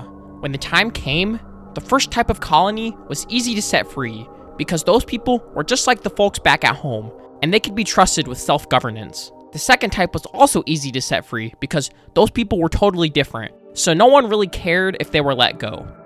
Algeria was in an awkward third category. Enough Europeans had settled there to create the desire for continued French rule, but not enough to make it very likely. There were 1 million Westerners with full civil rights and a population of 9 million Arabs and Berbers who had none. By every measure, the European settlers, called the Pied Noir, had the good life. Their wealth averaged 10 times that of the natives, and they were taxed at only half the rate of their compatriots back in France. Labor was cheap, and their cities on the Mediterranean coast were as every bit as civilized and cultured as the rest of France. In December of 1954, Algerian rebels of the National Liberation Front, the FLN, attacked military and police targets all over the colony. The uprising intensified and turned cruel very quickly. In August of 1955, the FLN inaugurated a new policy of killing French settlers and turncoat Muslims instead of soldiers, hacking apart 123 French civilians at the village of Philippeville. Angry French soldiers immediately retaliated by indiscriminately shooting any Arabs they found in the vicinity. During the back-and-forth atrocities that erupted, the rebels routinely tortured and mutilated any French soldiers or settlers they captured, often leaving their bodies to be found with their severed balls stuffed in their mouths. The FLN especially targeted policemen and their families, which undermined the ability of the French to keep order. In response, the French recruited 150,000 Harkis, irregular local forces who fought back with as much brutality as the FLN. After a few years of terrorizing the countryside, the FLN moved into the cities. In 1957, Algerians unleashed terrorist attacks all over the city of Algiers. The French reacted by dropping all restraint and due process, instituting curfews and checkpoints, and imprisoning any suspicious characters. After beating confessions out of them, they summarily executed the most expendable. As many as 3,000 Arabs disappeared while in French custody during the Battle of Algiers. Between 1957 and 1960, the French government resettled 2 million rural Algerians into fortified camps in order to separate the rebels from their popular support. The French laid mines and built barrier fences along the borders with Tunisia and Morocco to disrupt the supplies that the rebels were getting from the outside world. Originally, most of the soldiers fighting on the French side were members of tough, professional units, such as the Foreign Legion or the paratroopers who did not shrink from a little bit of torture and murder if it got results. However, as troop levels rose to 400,000, demands on manpower increased, and Paris started sending ordinary conscripts to Algeria. This meant that the general public now began to learn firsthand how savage the war had become, and the French people quickly turned against the conflict. The stalemate sparked the most dangerous political crisis to hit France since World War II. It was the closest any of the traditional democracies of Western Europe would come to a dictatorship in the post-war era. In May of 1958, as political support for the war eroded in Paris, hardliners in the French army attempted a military coup in Algiers. Although it failed, it still threw the national government into chaos, and only Charles de Gaulle, the retired hero of the Second World War, commanded enough respect to restore order. In June of 1958, he was given the power to rule by decree until the crisis passed. Eventually, the French Constitution was rewritten to transfer power from the divided and quarrelsome parliament to a stronger presidency called the Fifth Republic, and is still upheld to this day. Since de Gaulle started openly discussing the possibility of independence, the secret army organization, the OAS, bitter enders inside the French military who believed Algeria was an integral part of France, began planning a coup, or at least an assassination. Although not one to back away from a fight, de Gaulle grew understandably annoyed at the frequent attempts on his life, and he turned against the war. He realized that France would remain in turmoil as long as the war continued. Since victory was impossible, he cut Algeria loose in July of 1962. 900,000 French citizens fled Algeria within a few months of independence. Then, after the French were gone, mobs of native Algerians hunted down and slaughtered tens of thousands of their own people who had supported French rule but had been left behind by the defeated French. The French military lost 17,456 soldiers, about 7,000 of whom were colonials or foreign legionaries, not French. According to official French estimates, the FLN lost 141,000 who were killed in action, plus another 12,000 killed in internal purges. A total of 2,788 French civilians were killed. Officially, the Algerian government claims that more than 1 million Algerians died during the war, but most people say it's cap. Historians commonly suggest a civilian death toll somewhere between 200,000 and 500,000 Algerians. The difference was split. Somewhere in those numbers are thousands of Algerians, estimated as either 30,000 or 150,000, who were lynched after the war, in revenge for helping the French.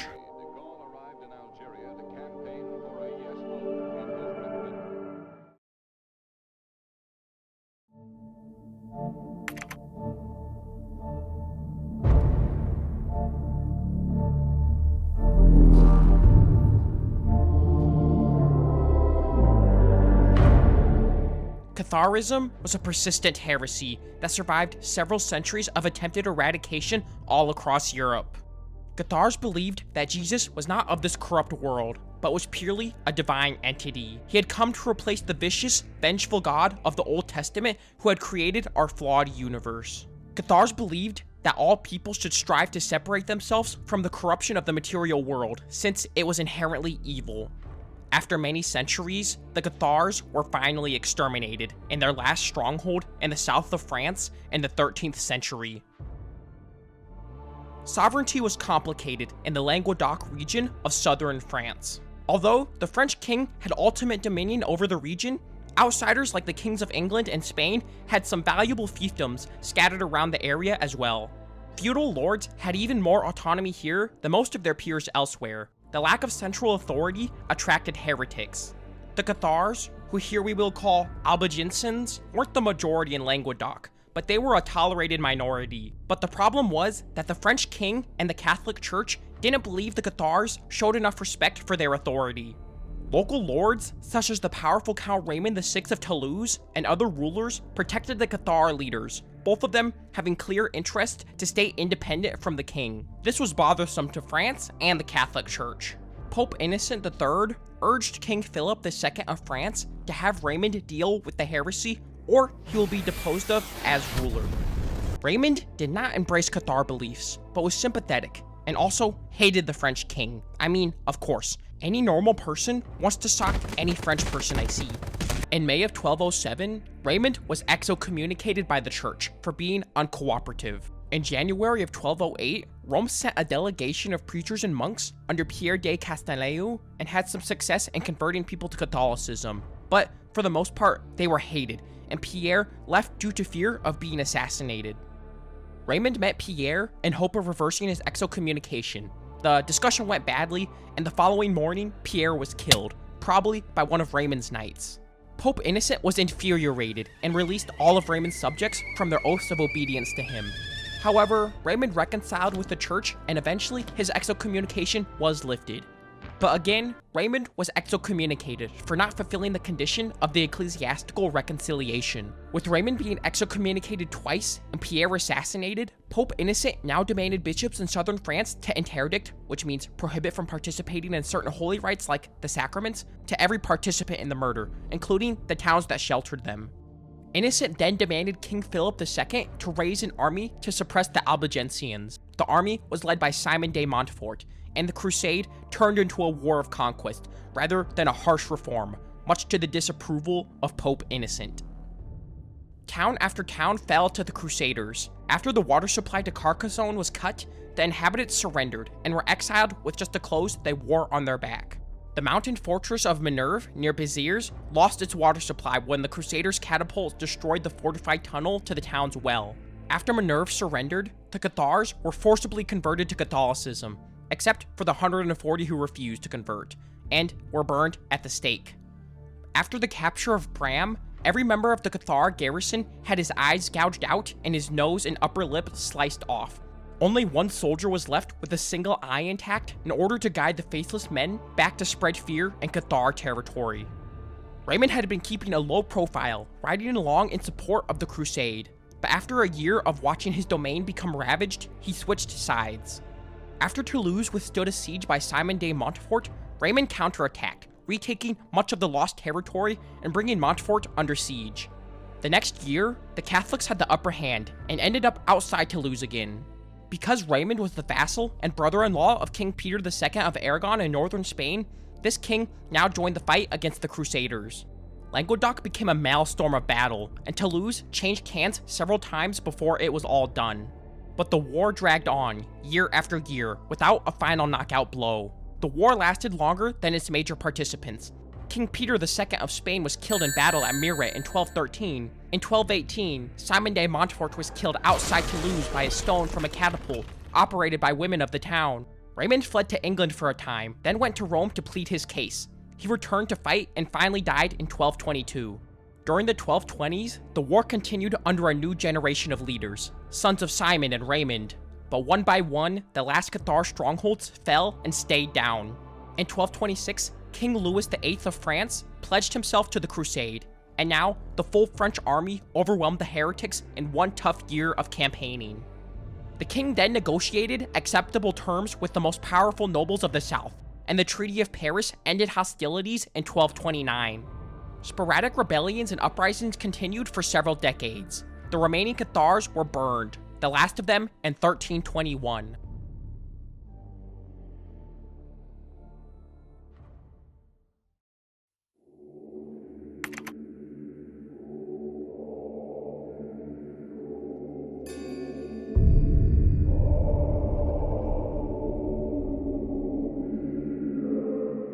After a few centuries of division, China was reunited under the Sui dynasty. But the northern Korean kingdom of Goguryeo decided to raid across the border one last time before the new rulers got organized.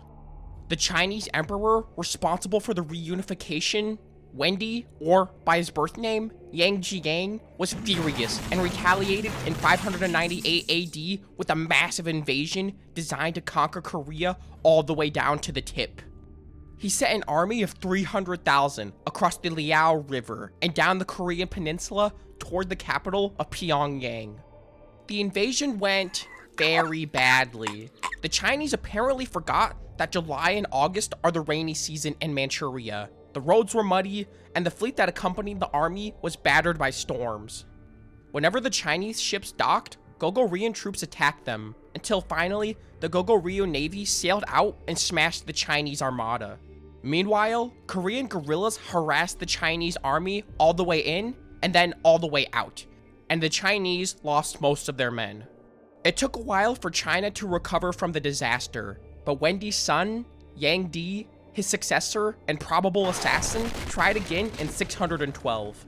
He recruited 1 million soldiers, and many times that number of support personnel. He repaired and expanded the Grand Canal that connected the Yellow and Yangtze rivers in order to bring men and supplies from south to north. He established massive stockpiles and gathered coastal transportation to shadow the army as it moved overland. As long as his army stayed within an easy wagon ride of the coast, the Chinese Navy could keep the forces supplied. The Chinese crossed the Liao River again with 305,000 troops, but when progress slowed, the fleet zipped ahead and landed a large force of Marines to take Pyongyang Castle. After scattering the defenders, the Chinese Marines broke ranks to loot, which left them exposed to a Goguryeo ambush, in which the Marines were slaughtered and chased off. Only a couple thousand made it back to the safety of the fleet. The Chinese army, meanwhile, pushed onward. For a time, the Goguryeo and Sui commanders played mind games, trying to lure one another into negotiations in order to spring a trap or gather intelligence. Finally, the Goguryean commander, Yolji, closed this phase by sending a rude poem to his Sui counterpart, and the campaign resumed. After pushing south, the Chinese began crossing the Salzu River. The Goguryans, however, had secretly dammed the river above the crossing, and when the Sui army was halfway across the deceptively shallow river, the Goguryans released the flood. Thousands of Chinese drowned, and the rest fled. Of the 305,000 Chinese soldiers who had invaded Korea, only 2,700 returned. The repeated defeats in Korea fatally weakened the Sui dynasty. It didn't last much longer, and would shortly be replaced by the Tang dynasty.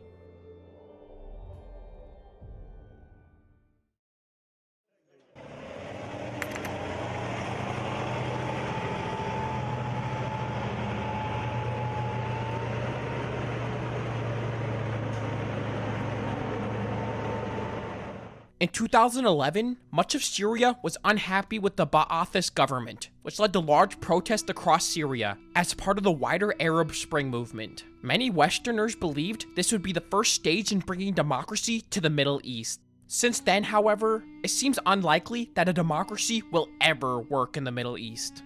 The protests were violently suppressed by the Syrian military. Tens of thousands of people died during the initial crackdowns ordered by President Bashir al-Assad.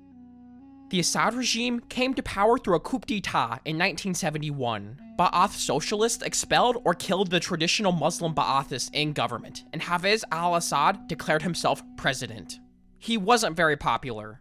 In 1973, a new constitution was signed, which gave the Arab Socialist Ba'ath Party the position of being the leader of the state and society. The party was very enthusiastic to be given this authority, and got right to work. When the constitution was signed, it removed Islam as the state religion, and now the president of Syria no longer had to be Muslim. This did not go over well with the 90% Muslim population of Syria.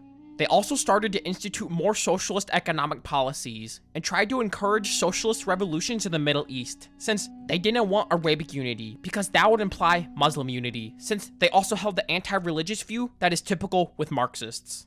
The Socialist Ba'ath Party was not afraid to use civilians to get government programs in motion, i.e. forced labor. They supervised all illegal trade unions and taught Ba'ath ideology in schools. Between 1976 and 1982, Protests organized by the Muslim Brotherhood popped up all over Syria, but were violently suppressed, culminating with the Hama massacre, in which up to 40,000 people were killed by their own government. But this was just the beginning of anti-Assad regime resentment. The Assad regime has been consolidating its power ever since, using things like censorship, mass murders, torture, and having to pledge loyalty to Assad if you wanted to do anything significant in the country. After Hafez al-Assad's death in 2000, his son, Bashar al-Assad, took power. Bashar's reign started off pretty bad. He inherited a pissy-poopy economy from his father, and the 5-year-long drought that started in 2006 amplified Syrian instability. The country was just begging for a collapse. After the harsh crackdowns of the Arab Spring protests in early 2011, the country realized reform wouldn't work, so eventually a large amount of armed militia resistance started to pop up. They were poorly organized and couldn't coordinate, until on July 29th, when a group of defected officers established the first organized oppositional military force, the Free Syrian Army. Since then, like most modern civil wars, it has split between a dozen different factions, with hard to remember names. We have the Syrian Armed Forces, which represents the Assad regime. There's also the Syrian Interim Government, which is a mismatch between pro-democracy movements and nationalist opposition groups. Another faction called the Syrian Salvation Government, which is a group of Sunni militias in the territory of Rojava. Also, the Autonomous Administration of North and East Syria, with its military being backed by the pro-democracy countries, and several terrorist organizations like Al-Qaeda, Haras al-Adin, and the Islamic State of Iraq and Levant, with new groups being taken in and out of the mix since the start of the war. And of course, outside countries like Iran, Russia, and the United States getting in on the fun. Least complicated modern civil war. Fun fact, every entity involved in the war has been accused of war crimes. Russia and Iran came in to back up Assad. The US and other Western militaries backing pro-democracy factions. And the United Nations writing 100-page long persuasive essays to let these guys know that fighting isn't actually cool guys with guns, and that fighting is for total meanie heads. In 2014, the Islamic State of Iraq and the Levant crossed into Iraq and took a good chunk of territory. Iraq was in a war itself after the Americans left a big power vacuum in 2011 when they left. But this spillover prompted Obama to send more troops to the Middle East. Most of the fighting has tapered off since 2017, with occasional flare-ups and mass protests. But by 2023, direct fighting against Assad has mostly disappeared, since they now control around 2/3 of the country. A far cry from 2015, where they were pushed back into controlling maybe 20% of Syria.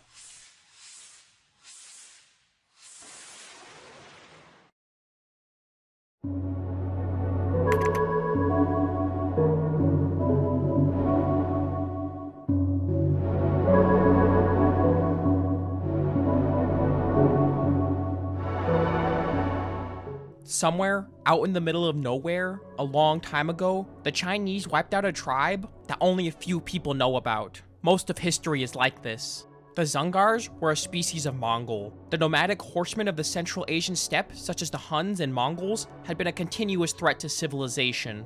Horsemen such as the Manchus and Tartars were terrorizing China and Russia. See Russo-Tartar War, which is number 79 on the list. Now, guns had turned the tide against these nomads, and their independence was being squeezed by advancing civilization. Emperor Qianlong brought the Qing Empire to its widest extent by conquering all around the periphery of China, notably into the western desert and Xinjiang, which was the land of the Dzungars. Until he died in 1745, Galdan Sring, Khan of Dzungaria, had maintained tight control over all of the competent tribes in his empire. His son and successor, however, was cruel and a complete degenerate, so the Dzungbar nobility blinded and imprisoned him. His successor was a beta soy boy who let several tribes drift into independence before he was killed in a coup. While the new Khan, Dawaji, was consolidating control, several losers in the power struggle took refuge in Chinese territory and asked for help. Emperor Qianlong was happy to oblige. A Chinese army took the Dzungbar capital at Kulja and put Galdan Sering's fugitive son-in-law, Amarasana, in charge. After a chase across the desert, the former Khan, Dawaji, was captured by the Chinese, but they tucked him away in a comfortable retirement rather than killing him. Because the Chinese did not want a strong Dzungar state on their border, they recognized the autonomy of individual tribes, rather than restoring the unified Dzungar Empire. But Amarasana had been hoping to inherit his father-in-law's grand empire, so he decided to rebel. Qianlong felt personally betrayed by this disloyalty, so he decided to wipe the Dzungars from the face of the earth. This was a pretty standard ethnic cleansing. Anyone who didn't get out of the way was killed, anyone who did get out of the way starved.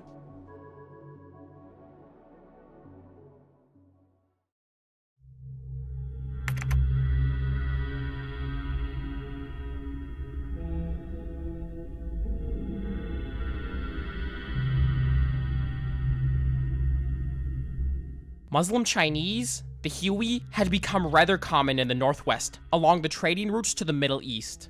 During the Taiping Rebellion, which is much later on the list, Qing officials had formed local militias all over the country to defend small communities from Taiping raiding. But in the western province of Shaanxi, the Hui formed militias to protect themselves from their Han neighbors, with whom they had an ongoing feud. Some Hui soldiers on their way home from fighting the Taipings got to arguing over the price of bamboo poles in the marketplace in Huanzhou. Fighting broke out and several Hui were killed. That night, the local Han set the Hui quarter on fire, and from there, it became a full-fledged civil war. As the war ravaged the countryside, supplies of food, fuel, and fodder ran out, and the prices rose beyond the reach of most inhabitants. Famine followed. Hui militias brought the cities of Tongzhou and Xi'an under siege, but the Qing troops inside held out. Within a few months, Qing armies forced the rebels to retreat westward into the Gansu Corridor, which is a narrow strip of fertile land tucked between the western mountains and the deserts that traditionally had connected China with the Silk Road to the Middle East. Here, the war stalemated. In 1868, a Chinese commander, Zhuao Zongtang, arrived in Xi'an. Zhuao had come to prominence by his influential involvement in putting down the Taiping Rebellion. He was a meticulous organizer and took his time training, supplying, and planning his offensive. Finally, he fought his way outward town by town along the Gansu Corridor, eventually homing in on one specific Hui leader, Ma Hualong, as the most important man he needed to destroy. Ma Hualong was besieged in the Hui capital at Jinjibao for 16 long, hungry months. After the Hui rebels surrendered in March 1871, Ma Hualong, his family, and over 80 of his officials put to death by the technique of the death of 1,000 cuts, which is probably one of the worst ways to die. The last major Hui city, Suzhou, fell in November of 1873, followed by a general massacre of the population. But the war continued in the countryside for several more years. Many tens of thousands of survivors fled west, into lands under Russian control. All of this over some bamboo poles.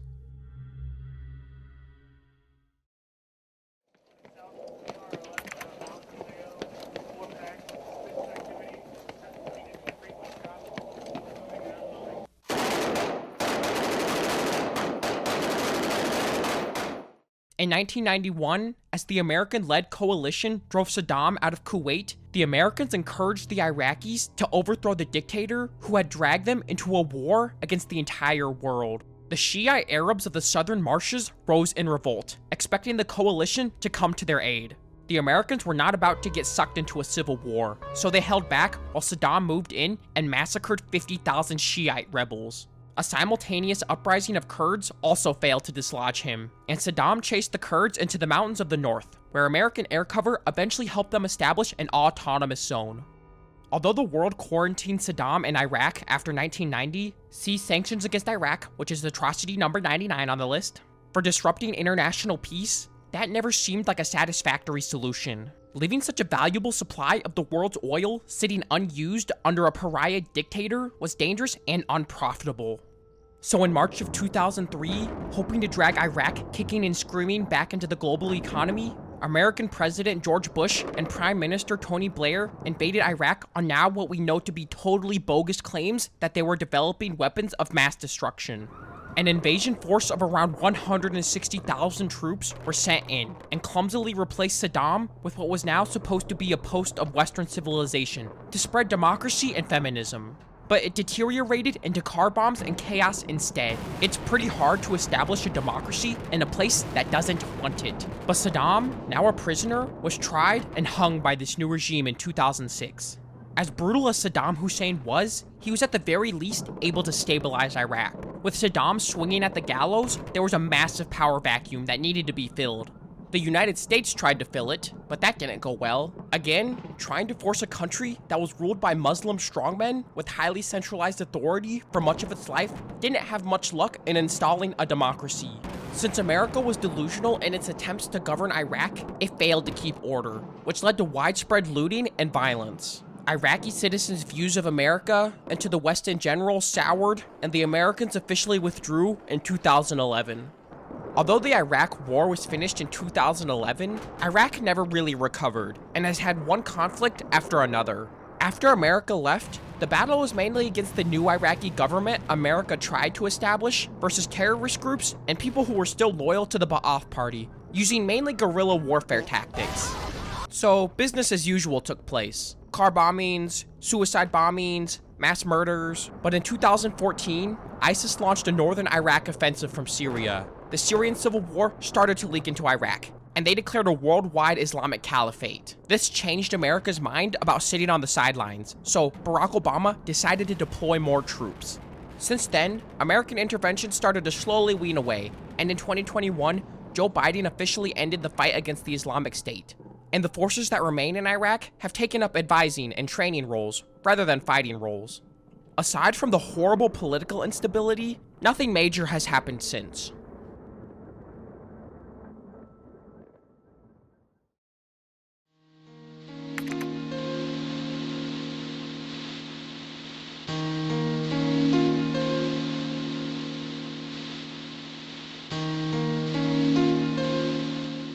The debate over slavery in the United States became so intense that the old political alliances shattered. Both political parties split into northern and southern wings, and 4 presidential candidates ran in the 1860 election.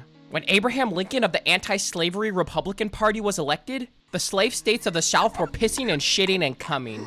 As the rebellious states were setting up their independent confederacy, they seized federal property all across the South, climaxing with the April 1861 attack on Fort Sumter and Charleston Harbor, which officially opened the American Civil War. Recruitment and training took a while, but by spring of 1862, the two sides had big new armies manned, equipped, and ready. A glacial advance brought the Union Army from Washington to within a few miles of the rebel capital of Richmond, Virginia, when the new Confederate general, Robert E. Lee, attacked and drove them back in the 7 Days Battle, in a rolling firefight across several counties east of Richmond. Suddenly, the war picked up speed. For the next year, the land between the two rival capitals saw a bloody seesaw of offensives, without either side gaining an advantage. A new federal attack southward was stopped at Manassas, followed by a rebel attack northward that was stopped at Antietam. Then 2 federal thrusts were stopped at Fredericksburg and Chancellorsville, followed by a rebel attack that was stopped at Gettysburg. Tens of thousands of dead soldiers littered the battlefields around Virginia. But west of the Appalachian Mountains, however, the war progressed solidly southward, with each confrontation resolving in favor of the Union. In the same years that the Eastern War had rolled back and forth, the Union in the West under Ulysses S. Grant had captured 2 entrenched rebel armies at Fort Donelson and Vicksburg, stood off a determined counteroffensive at Shiloh, scattered a Third Army in panic at Chattanooga, and consolidated control over the Mississippi River and several key railroads. In 1864, Grant took command of the troops in the east to break Lee's army, and the conflict quickly became a war of attrition. Throughout May and June, the rebel army in Virginia was ground down and pushed back into siege lines at the railroad junction of Petersburg, while the last major Confederate army in the west was battered and cornered in Atlanta. After several months of sniping, bombardment, direct assaults, and flanking, these rebel armies were pried loose from their trenches and destroyed. After the war, the South was pretty much destroyed, and the Union Army occupied them for around 4 years. And the Republican Party had a supermajority in the federal government, so they pretty much passed what they wanted. They made slavery illegal, obviously, but they made an even greater change with the 14th and 15th Amendments, which granted full citizenship and equal protection under the law to former slaves and every other American citizen. The entire political structure of the country was rebuilt by these amendments, and the United States became less of a nationalistic country and more of an ideological one.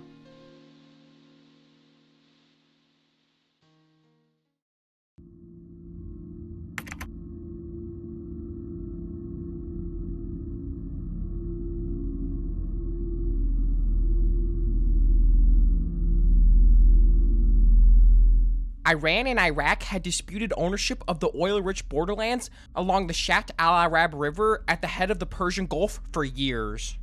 Then, Saddam Hussein tried to take advantage of the chaos unleashed by the 1979 Iranian Revolution by annexing the disputed territory. Iraqi armies crossed into Iran in September of 1980 and rammed through the first Iranian lines of defense. But as Iranian resistance stiffened, the war stalled. When two of the world's biggest oil suppliers go to war, the rest of the world has to take sides. But when the war is between a brutal dictatorship and a fanatic theocracy, it's hard to know which side to take. But as a purely practical matter, it's easier to line up with corrupt dictators because they're usually more willing to work a deal. So most of the world sided with Iraq.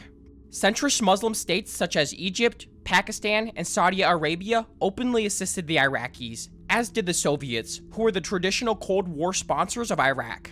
The United States supplied the Iraqis with intelligence and committed the US Navy to safeguarding the flow of oil out of Iraq and the flow of money and weapons into Iraq. The Islamic Republic of Iran was too crazy for any respectable nation to support openly, but plenty of nations operated covertly. The world's outcast states, Israel, South Africa, North Korea, and Libya, for example, supported their fellow outcast by supplying military technology and expertise in exchange for cash or oil. Iran also got secret aid from the superpowers in exchange for the Iranians using their influence with dangerous Muslim fanatics. Iran influenced Afghanistan, which was initiated by the Russians, and Lebanon, which was aided by the Americans. In May of 1982, an Iranian counterattack restored the border and shifted the momentum of the conflict. Over the next couple of years, the Iranians gradually slugged deeper into Iraq until the war stalled in the suburbs of the Iraqi city of Basra. By now, both sides had become desperate and were fighting dirtier than usual. To terrorize the enemy population, both sides sent warplanes and missiles screaming out of the sky into cities far behind the front lines. Iraq shelled enemy soldiers with nerve gas. Iranians took advantage of their superior numbers to launch human waves against the Iraqi positions in hopes that some might break through. Iran launched Operation Khyber from mid-February to mid-March of 1984 over control of the strategic Basra-Baghdad waterway. It was an ugly slugging match of Iranian frontal assaults and Iraqi gas attacks that killed 20,000 Iranians and 6,000 Iraqis and mutilated and scarred tens of thousands more. The last major offensive was the Battle of Basra, which became the bloodiest battle fought anywhere in the world since World War II. From December 1986 to April 1987, approximately 50,000 Iranians and 8,000 to 15,000 Iraqis were slaughtered for no gain on either side. None of these efforts broke the stalemate. They merely elevated this conflict to the deadliest war for soldiers since Vietnam. Finally, in August of 1988, when it became clear that no one was going to win, the two exhausted countries agreed to a ceasefire.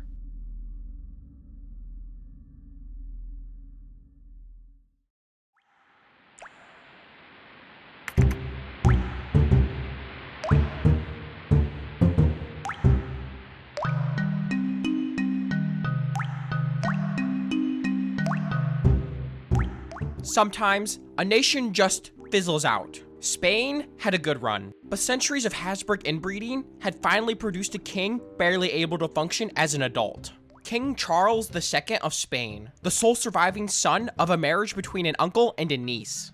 Charles was dysfunctional on almost every level. He was unable to speak until he was 4, and unable to walk until 8.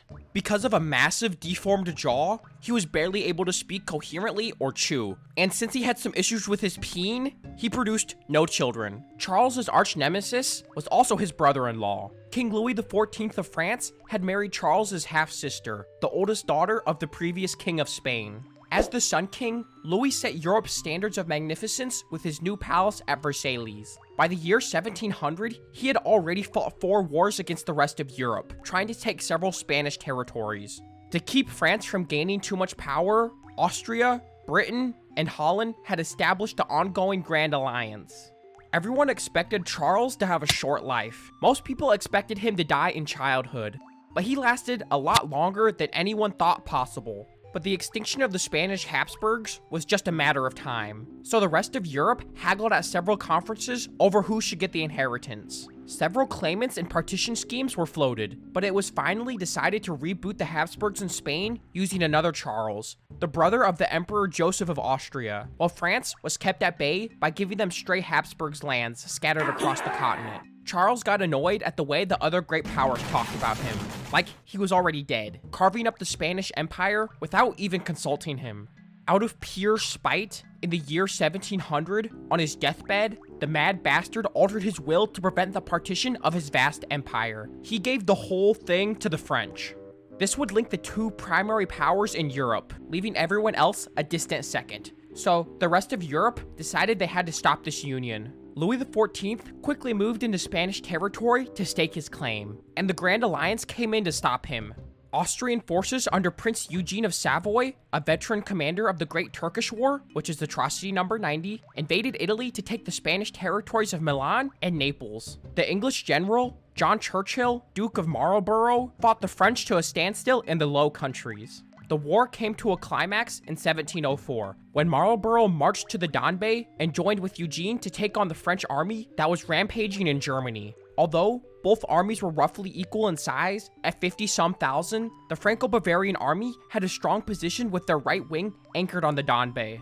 Their infantry was solidly embedded in 3 villages, each about a mile apart, with lines of cavalry stationed between these 3 strong points. With a stealthy night march, the Anglo-Austrians got within striking distance undetected, so when morning came, the French had to scramble into formation. Allied skirmishers and artillery bombardments against the villages tied down the French infantry, while Marlborough drove the bulk of his forces against the cavalry in the center. After the French cavalry was driven off, the infantry was left isolated and surrounded. English musketry and bombardment then destroyed these pockets. By the time it was over, the French and Bavarians lost 80% of their army to death, injury, or captivity, while the Grand Alliance had lost a mere 20%.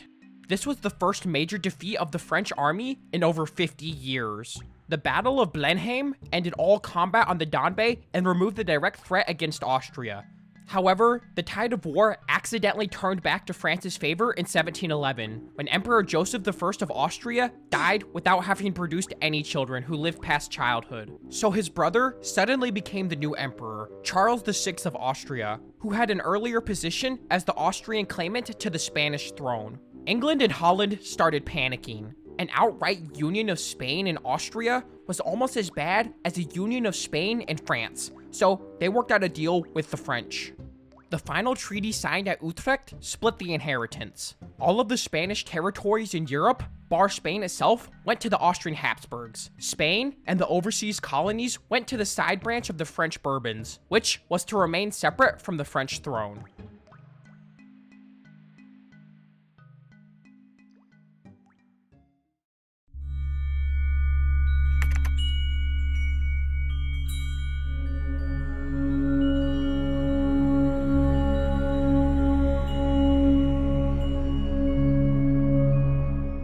When Ho Quy Ly, the chief minister of Dat Viet, which is just medieval Vietnam, usurped the throne in 1400, he smoothed it over diplomatically with his neighbors, especially China, by swearing that no heir remained from the previous Tran dynasty. Then, an outcast Tran prince ruined everything by showing up in China to ask the Ming for help in restoring his family to the throne. The Chinese mobilized 800,000 troops in their southern provinces during the summer of 1406 and invaded Vietnam.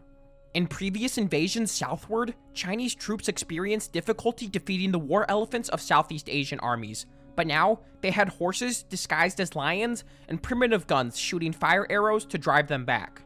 The Chinese invaders overran most of the country, and in the middle of 1407, they captured and executed the current king of Vietnam, Ho Quy Ly's son. They put their man on the throne, which restored the Tran dynasty. But then, the Chinese just wouldn't go home. They began to establish new administrative districts with tax offices, salt offices, which existed to enforce the monopoly, Confucian schools, and Buddhist registries. When the king of Vietnam insisted that it was really time for the Chinese to leave, war erupted.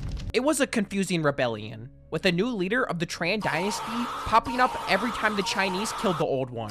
But in the year 1413, the last of these, Tran Di Hui Kohang, was beaten in a battle and captured, later committing suicide.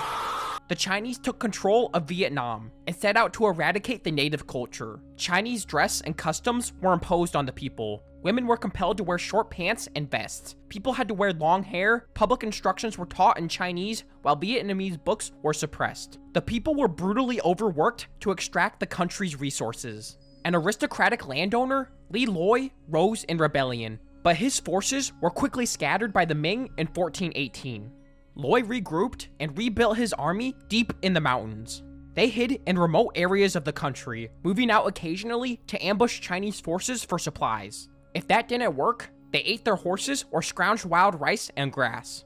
Over the next 10 years, Li Loi wore down the Chinese by attacking isolated garrisons and supply convoys, and then retreating into the mountains when larger forces arrived. By paying off corruptible officials, Li Loi gained additional supplies and breathing space. Finally, the Chinese gave up and abandoned the country to Li Loi, who established the Li dynasty in 1428. If Li Loi lost, Vietnam today would probably just be another province of China.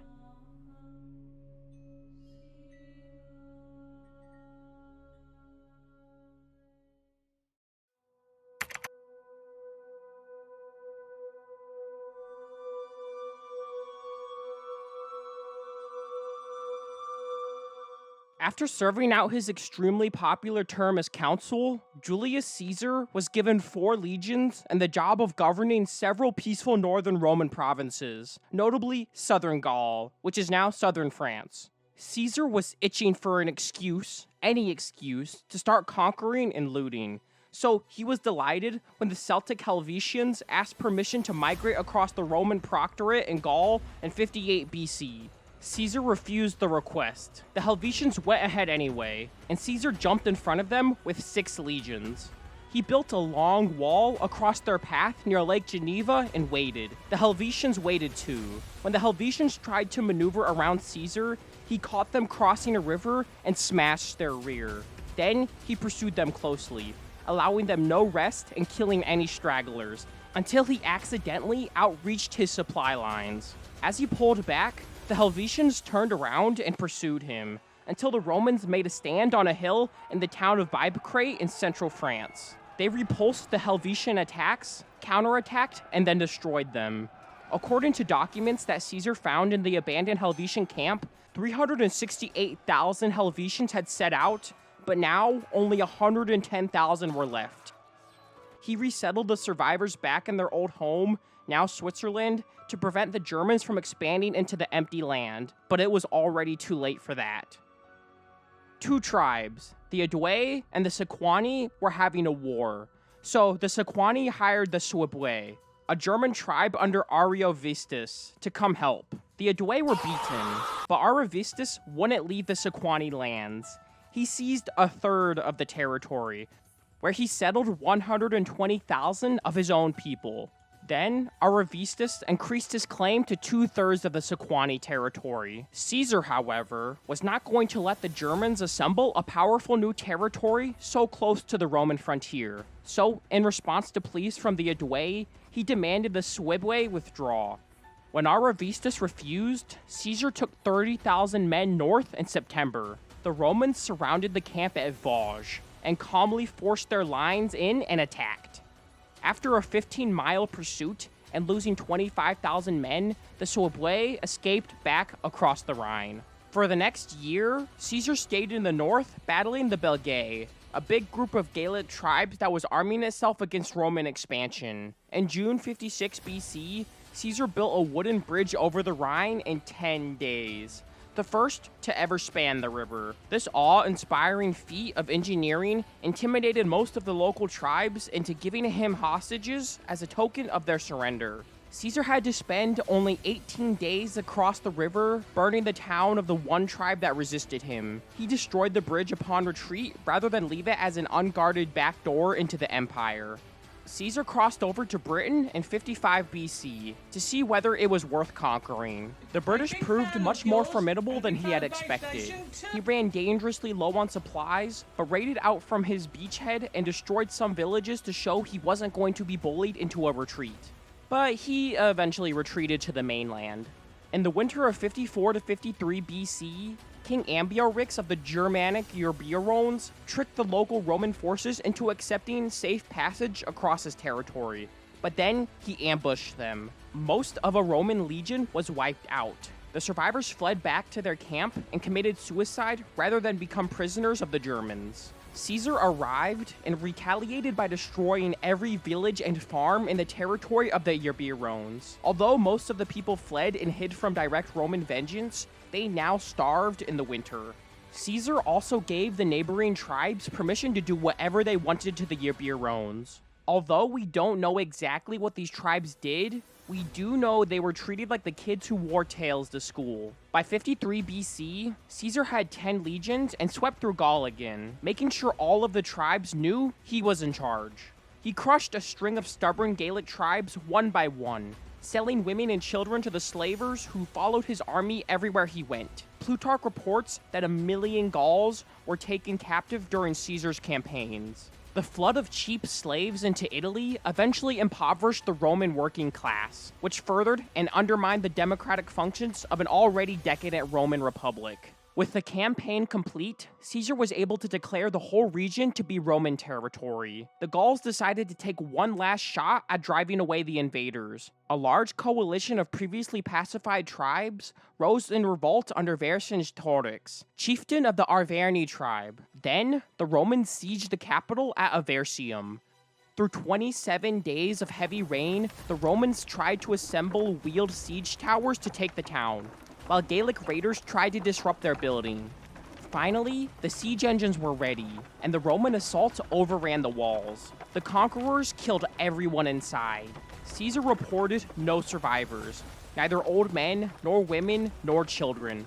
Of the whole population, which was about 40,000, only 800 who rushed out of the town at the first alarm got safely through Vercingetorix.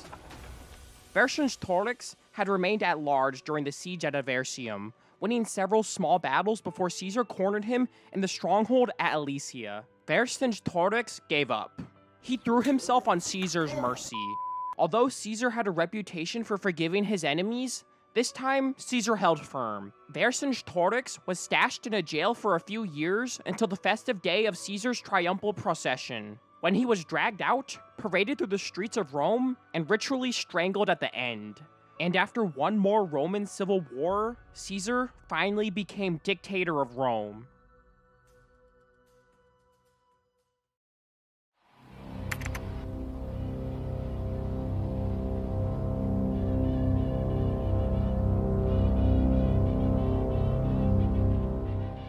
As the leading edge of Western civilization shifted to Northern Europe, Italy fell behind most modern trends.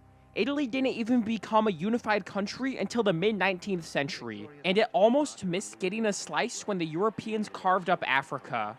As a latecomer, Italy was only given a few coastal stretches of desert that no one wanted. When the Italians tried to enlarge their holdings by conquering Ethiopia in 1896, their army was badly beaten, making Ethiopia the only native state in Africa to survive European ambition, also making the Italians the laughingstock of imperialists everywhere.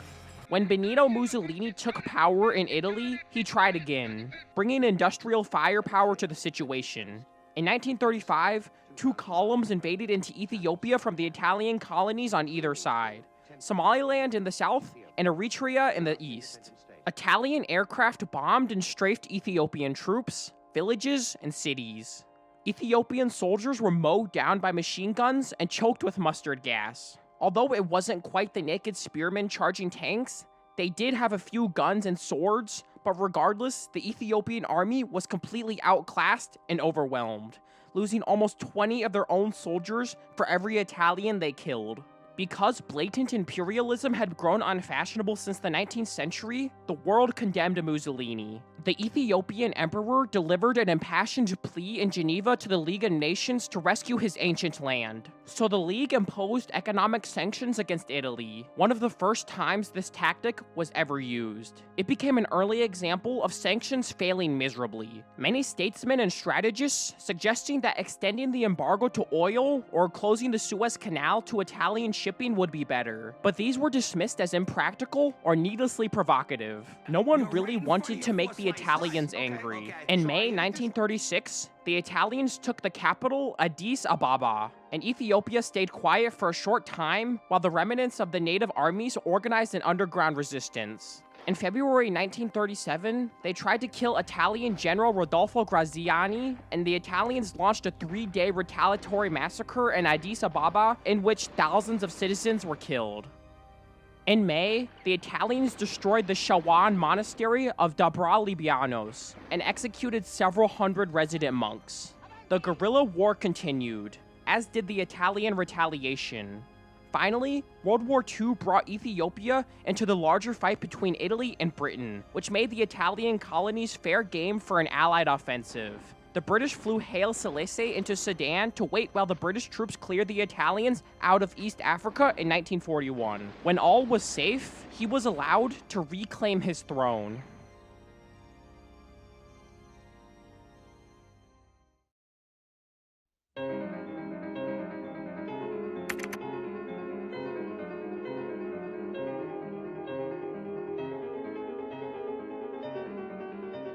Procopius, the official historian in the court of Emperor Justinian, kept 2 sets of books. By day, he wrote public histories that showered praise on the emperor, but at night, he would pull out his secret history and describe what really happened. Much of what we think we know about this era depends on whether you consider Procopius a liar. Justinian was born in 483 to a peasant family somewhere in the Balkans. Justinian would have passed unknown to history if his uncle Justin hadn't joined the palace guard in Constantinople and worked his way up through the ranks to become commander. From there, Uncle Justin easily made himself emperor in 518, when the old emperor died childless. Having no children himself, Justin adopted his nephew Justinian as his chief assistant and heir. As Justin became senile, Justinian became the true ruler of the empire long before he officially inherited the throne at the age of 44. Empress Theodora, Justinian's wife, was known for her promiscuity. She also became famous for her talents in acting and comedy, and how good she was at sexy roles in plays. Also, she was the daughter of a circus bear keeper, among other things. Justinian considered her a valuable partner, and all imperial edicts were issued in both their names. Theodora set a standard of easy sexual licentiousness among the ruling class, since I guess she convinced them to kick out the Thought Patrol. She was also known for her backbone and wasn't pushed around easily. Thanks to Procopius, we have a vivid record of it all. Justinian maintained an aggressive foreign policy designed to turn back the clock to the glory days of the Roman Empire. And that's where he racked up his highest body counts. Justinian has a reputation among historians for picking extremely talented assistants from seemingly out of the blue. Early in his reign, he began to favor a junior officer on the Persian front, Belisarius, with promotions over more experienced officers. Belisarius never let him down. He launched an armada against the Vandal Kingdom in North Africa, with 15,000 ground forces, 32,000 sailors, his wife Antonina as his right-hand administrator, and the historian Procopius as his spy master. The Romans landed on the desert coast, far from the center of Vandal power, but Belisarius quickly rolled over all resistance and took Carthage. He crossed the first enemy kingdom off his list and returned home to bask in the appreciation of Justinian. Within a year, Belisarius was back in the west to put down a mutiny of the troops he had left in charge of Africa. Then, he turned toward the Gothic kingdom of Italy, and systematically worked his way northward. The Pope threw open the gates of Rome to Belisarius, but in December of 536, the Goths arrived and besieged the Roman force inside. The Roman position inside the city deteriorated as supplies dwindled, but so did the condition of the attacking Goths. The siege could have gone either way, until Antonina and Procopius recruited fresh troops in Naples and hurried north to reinforce Belisarius. In February, Gothic King Witticus called a time out to negotiate a compromise, but Belisarius stalled and used the 3 months armistice to move troops within striking distance of the Gothic capital at Ravenna. Justinian started to worry that Belisarius was getting too powerful, so he sent another army from Constantinople under the eunuch Narses to coordinate with Belisarius. Although Narses had no military experience, he proved surprisingly adept. Unfortunately, having two headstrong generals in joint command of the same army confused their subordinates. When a Gothic counterattack besieged the Roman city of Milan and brought it to the brink of starvation, the nearby Roman relief force wouldn't budge until orders arrived from both Belisarius and Narses. By then, it was too late. King Witigis had offered safe passage to the Roman general inside Milan if he surrendered, but this offer did not extend to the city's civilians, whom Witigis planned to punish for betraying him. The Roman general tried to reject the offer, but his soldiers were hungry and forced him to accept. As the Roman garrison abandoned Milan, the Goths moved in and destroyed the city, slaughtering 300,000 men and selling off the women. Italy was so devastated that it needed time to recover before anyone would consider it worth fighting over again. Everyone with weapons came to an agreement about who got control of what, and they all took quick naps. In the year 541, Totila, Gothic king of Italy, resumed the war and scored a 3-year winning streak. So Justinian sent Belisarius back to Italy for a second round. As the armies attacked back and forth, the city of Rome switched hands several times, until finally, in 548, Belisarius got caught on the wrong side of palace politics in Constantinople and was pushed into retirement. So Narses arrived to take over the war in 552. He killed Totila in battle and retook Rome. The next king of the Goths was also defeated and killed the next year. Taking advantage of the chaos, the Franks and the Alemanni invaded Italy from the north in August of 553. Narses defeated them as well and settled the remnant of the invaded horde in Italy. Finally, with the Romans in control of the situation, the war came to an end. Procopius claimed that Justinian killed 1 trillion people. I think it's fair to say that's a bit exaggerated. Historian Edward Gibbons said that he thinks Justinian killed 100 million people, and many people just ran with that number. But considering that the population in that area was estimated to be 26 million, that's also not true. And much of the authenticated population decline under Justinian came from bubonic plague, which wiped out around 1/4 of the population. There were also constant raids from the Balkans, which killed many people in the empire, so we can't blame the guy for every death in the area. But every historian, even the ones who are cautious about throwing numbers around, agreed that Italy was devastated by the reconquest. For the sake of ranking, I'm blaming Justinian's Western Wars for 750,000 deaths. This comes to 15% of the 5 million population who probably lived in Italy and Tunisia. It's just a guess though. Just like the rest of the death toll estimates, even the best documented ones have large discrepancies when it comes to death counts. Most, if not all, the numbers in this series are just shots in the dark.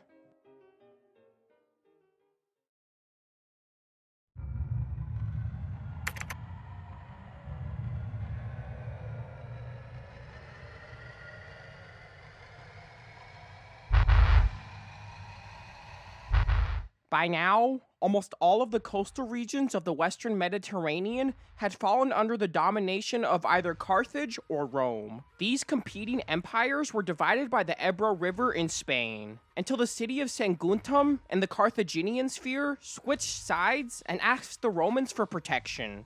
Hannibal, the Carthaginian general on the spot, would allow none of that. So he stormed and sacked Saguntum.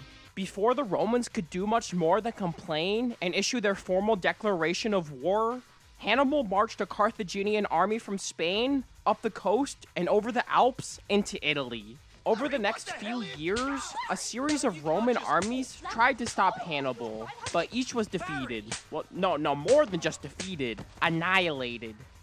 Eventually, Hannibal stood to meet the Romans in full force in southern Italy with an army only a little more than half the size of the Romans. After getting the Roman troops right where he wanted, Hannibal systematically destroyed them in what many would consider a perfect victory. In 2 years, the Romans had lost 150,000 men to Hannibal. Roman allies began to defect after this. Syracuse, which was defending itself against the Romans as much as Carthage was, used weapons that seemed almost magical. Weapons that were designed by mathematician Archimedes. Things like a mechanical claw that grabbed ships and dashed them against the rocks, and a mirror that focused the sun's rays into a deadly heat beam. There is some doubt whether they were real or not, but it's more fun to imagine that they were. Eventually, however, Roman discipline and martial skill defeated their ingenuity. Syracuse was taken, and Archimedes was killed during the sacking of the city. Unable to defeat the Carthaginians in Italy, the Romans sent an army under Scipio to take Spain away from them. After a protracted war that cut Carthage off from this vital source of wealth and manpower, Hasdrubal, the Carthaginian commander in Spain, broke contact and followed his brother Hannibal's path into Italy. Along the way, two Roman armies converged on his army and cornered it on a rocky, uneven ground at the Metaurus River in Italy, where he found it difficult to deploy his battle lines. The Roman armies wiped out Hasdrubal before he could add his army to Hannibal's, and a Roman rider flung his severed head into his brother's camp. Eventually, Scipio's Romans landed in North Africa, which forced Hannibal to abandon Italy and hurry back to defend his homeland. Scipio convinced the Numidian neighbors of Carthage, suppliers of prime cavalry, to switch to the Roman side. And then he destroyed the last Carthaginian army at Zama when Hannibal's war elephants panicked and stampeded back into Carthaginian lines. The ensuing peace treaty put the entire western Mediterranean under Roman control.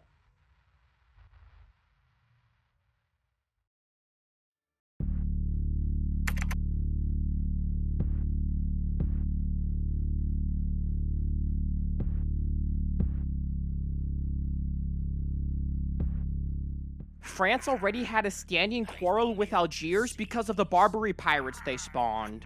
The pirates raided merchant ships and sold anyone they captured to the Middle Eastern slave trade. It's estimated that over 1 million Europeans and 4 to 10 million Africans went through the slave market. We'll talk more about the Middle Eastern slave trade later on the list. In 1827, while negotiating payment for a debt the French owed some North African merchants from the Napoleonic Wars, Hussein, the ruler of Algiers, gave a good smack to the French council with a fly whisk. Back in Paris, King Charles X of France was widely disliked, but he decided that avenging this insult to French dignity and ending the Barbary pirates' slave trade would boost his popularity. So he sent French warships to blockade Algiers. When the Algerians fired on one of the French ships, the French retaliated by occupying all of the cities on the Algerian coast. Critics inside and outside France denounced the conquest as pure aggressive adventurism. Even conquering Algeria failed to make King Charles popular, and in 1830, the French people threw him out and put a new king on the throne. The new king, Louis Philippe, was hoping to get out of North Africa, but his throne was too shaky to risk alienating imperialists in France by abandoning the war, so he reluctantly continued to escalate the fight against the native Arab opposition. In 1831, faced with a shortage of citizens willing to fight in the war, France created a special army, the French Foreign Legion. The Legion was stocked with the toughest, meanest, cutthroats, and scoundrels recruited from all over the world, lured in with promises of sanctuary, citizenship, regular pay, and adventure. For several years, the French couldn't decide whether they wanted to keep Algeria, so they didn't spread beyond the few coastal towns they occupied. Finally, in 1834, they officially accepted Algeria as their colony and began to organize an administration for it. By this time, tribal elders had selected Abd al-Qadir, the 25-year-old son of a prominent holy man, to rule the unconquered interior region of Algeria from a new capital at Tlemcen. As the resistance solidified, the Algerians harassed the foreign French forces with raids and ambushes. The French, unaccustomed to this kind of war, were easy targets. The inland city of Constantine withstood several years of French attacks. Perched on a rocky plateau, Constantine was difficult to reach, and the first French offensive in 1836 was easily driven off. The Arabs hounded the retreating French with sniper fire and night attacks that whittled them down to a fraction of their original size. In 1837, the French finally took Constantine after bombardment, house-to-house street fighting, and angry massacres, all of which left 20,000 Arab civilians dead in the streets. By May 1841, the number of French troops deployed in Algeria reached 60,000. but equipment and tactics had been designed to blow away large armies in the fields of Europe. So they made no headway against the mobile skirmishing used by local Arabs and Berbers. Then, the new French commander, appointed in 1841, Marshal Thomas Robert Buegued, overhauled the entire operation. He lightened the soldiers' packs, started to carry baggage on mules, left behind heavy artillery, redesigned marching formation, and removed hired Arabs from the French army to avoid confusion on who the enemy was. In June 1845, a rebel tribe took refuge with their families in a cave at Dara and refused to surrender. French Colonel Aimable Pelissier ordered a bonfire set at the mouth of the cave that consumed all of the oxygen in the cave and replaced it with carbon monoxide. Pelissier's official report to Paris proudly described the incident as a fine example of clever tactics. But he was shocked when French public opinion erupted in protest at his brutality. His colleague, Colonel Armand Jacques Saint-Arnaud, learned the lesson. So, when he sealed up another 500 natives who took refuge in another cave in August, he kept it a secret. He lied to his men and his superiors, telling them that these caves were empty and were being blown up only as a precaution. It took several tries before the fighting in Algeria ended. In 1836, Abd el-Qadar looked beaten, so he agreed to a peace treaty splitting Algeria between direct and indirect French rule. But in 1839, the French encroached on the region of indirect rule, and the war started up again. The French chased Abd el-Qadar into Morocco in 1843. Although Abd el-Qadar kept up border raids from his base in Morocco, he finally surrendered in December of 1847. The French allowed him to peacefully retire to Lebanon.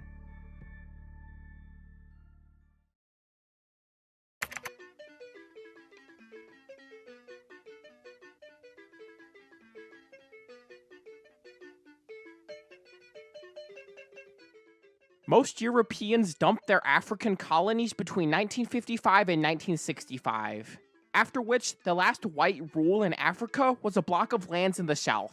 The apartheid regimes of South Africa and Rhodesia nestled among the Portuguese colonies of Angola and Mozambique. A large group of rebels inside Portuguese East Africa organized the Front for Liberation of Mozambique, also called Frelimo, in 1962. They kept the pressure on the Portuguese government with a backwoods civil war for the next dozen years and the hopes that the imperialists would eventually give up and go home. In 1974, a coup in Lisbon replaced the military dictatorship of Portugal, and the next year, the new government granted independence to Portugal's overseas colonies. Frelimo took control of Mozambique, after which the government declared itself communist and cultivated support from the Soviets. Mozambique now became a haven and staging center for rebels fighting against the neighboring apartheid regimes. In retaliation, Rhodesia and South Africa organized and armed anyone they could for the new rebel organization. The Mozambique resistance movements, called Renamo, had no unifying ideology or political goals other than the overthrow of Frelimo. Renamo's leadership came from older authorities down on their luck. Petty chiefs, healers, witch doctors, spirit mediums, since they lost their positions of power as Frelimo laid the foundations for a pan-ethnic socialist millennium. Magic played a useful part in keeping up Renamo's fighting spirit. If its fighters rubbed their bodies with herbs, Frelimo's bullets would turn into water. Support to Renamo came from the peasants who were forced by Frelimo to give up whatever small land they had and forced to work on collective farms instead, which is where a sizable amount of the deaths came from. As we'll find out later on the list, communist collective farms do not work very well. People go hung-hung. Renamo tried to destabilize the government by terrorizing civilians and damaging the economy. The rebels destroyed bridges and power plants, bringing the country to its knees. Even worse, their attacks against the general population were designed to maximize terror. Villagers often had their ears, lips, and noses cut off, and then they were let loose as a warning to others. In 1988, a report for the US State Department estimated that Renamo had blatantly murdered 100,000 people during the mid-1980s with raids, kidnappings, and random shootings. Their atrocities drove 1 million refugees into exile in other countries, and left another 3.5 million displaced internally. After years of war, the World Bank ranked Mozambique as the poorest country in the world. Talks between the two sides began in 1990, and soon after that, Frelimo's main sponsor, the USSR, collapsed, and aid from South Africa to the Renamos disappeared too. This left Mozambique entirely on its own, no longer a pawn in larger struggles. Without sponsors to supply fresh ammunition, the two sides agreed to a ceasefire in 1992. In 1994, Mozambique decided to hold elections. It was between Frelimo, whose farm collectivization killed hundreds of thousands of people, and Renamo, who blatantly killed 100,000 people and indirectly killed many more. And America thinks its electoral candidates are bad.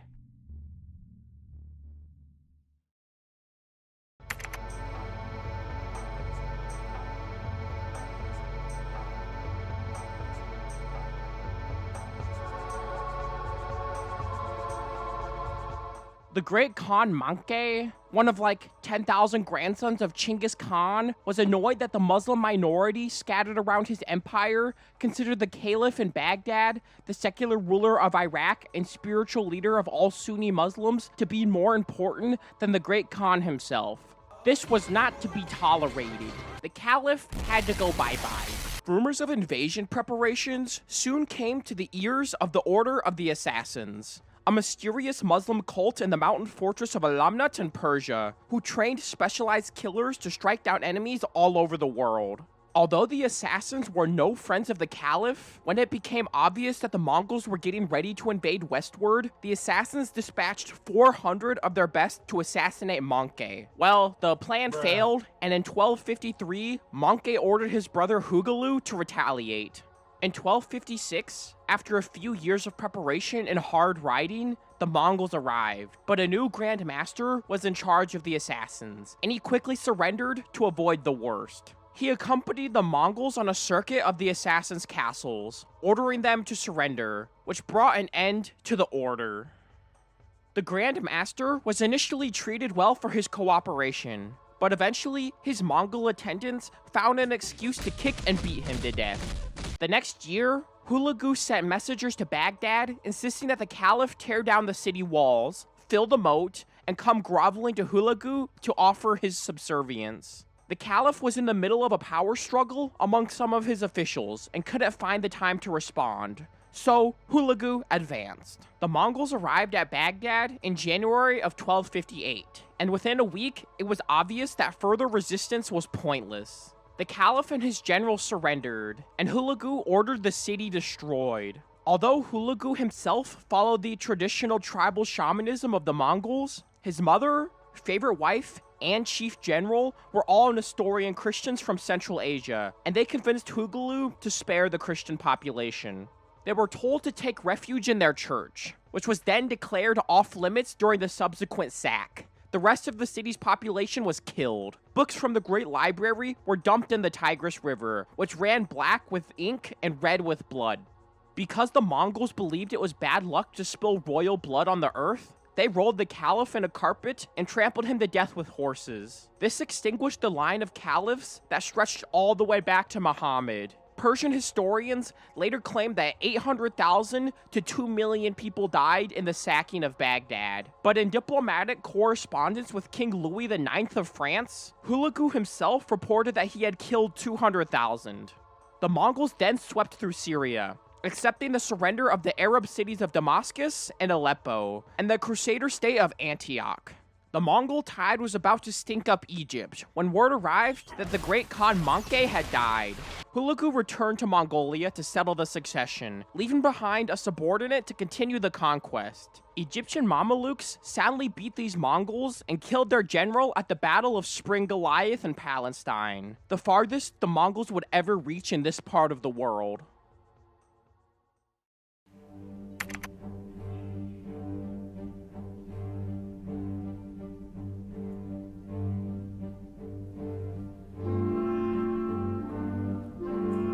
An alien dynasty of Shan, which were mountain people from the border between Siam and Burma, had run Burma for many generations, until the native Toungoo dynasty threw them out.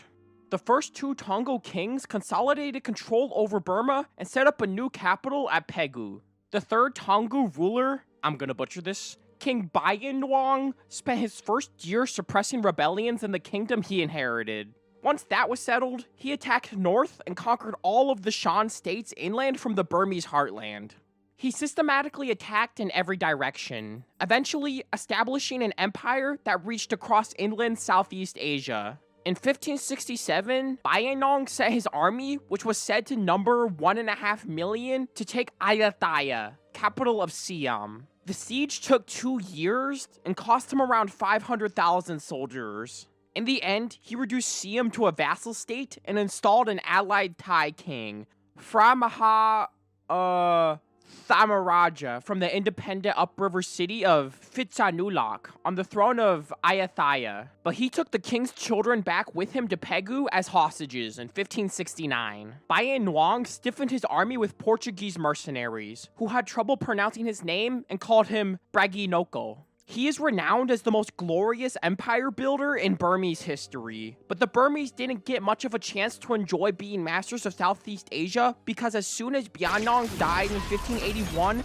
Siam got their most glorious empire builder right next door. The Black Prince, Nariswan, son of the king of Siam, spent his youth as a hostage in Pegu to be executed if his father got out of line. Legend says he became the best friend of Bayanong's principal grandson, a boy his own age named Minchi Tswa. However, after many years of rivalry and various contests of strength, skill, and endurance, they had a final falling out when Nariswan's game bird beat Minchi Tswa in a prestigious cockfight. At the age of 16, Nariswan returned to Ayutthaya to rule as vassal of Bayan. Then, in 1583, 2 years after the death of Bayan, he declared himself sovereign and drove out the Burmese garrison. The Burmese army returned in full force under the crown prince, his childhood friend, Minchi Tswa. Legend has the two of them fighting a climactic duel on war elephants.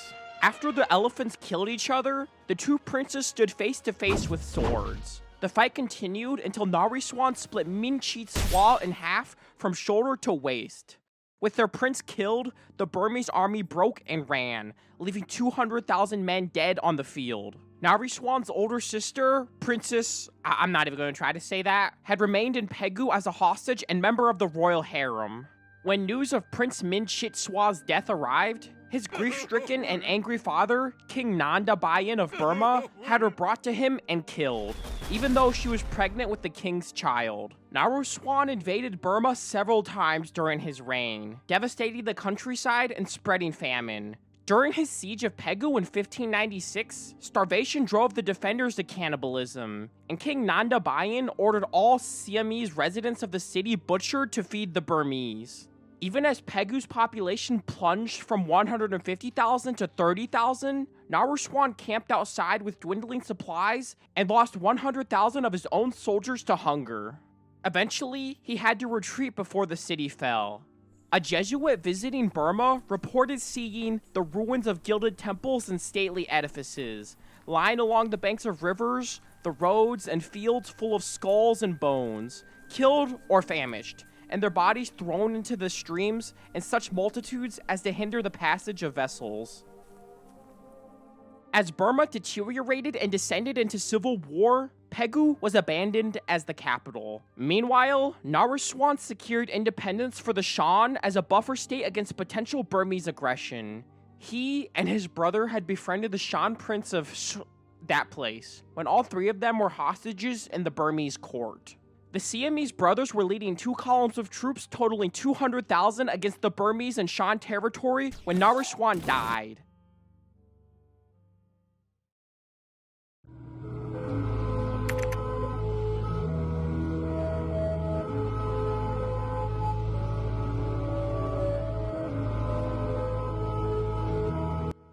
Many centuries ago, tall, Neolithic cattle herders from Sudan went south. About the same time, stocky Bantu farmers from the western hump of Africa were migrating eastward. They crashed and mingled in the lake region, and after many unrecorded struggles, the Neolithic Tutsi aristocracy ended up ruling over the Bantu Hutu peasantry.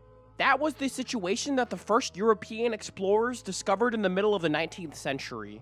In the scramble for Africa, the region was split between the Germans and the Belgians. After the First World War, the overseas German colonies were quickly divvied up among the winners. 2 inland pieces of German East Africa, adjacent to the Belgian Congo, were handed over to the Belgians as a League of Nations mandate, which, by the terms of the treaty, had to be administered separately from the rest of the Belgian colonies.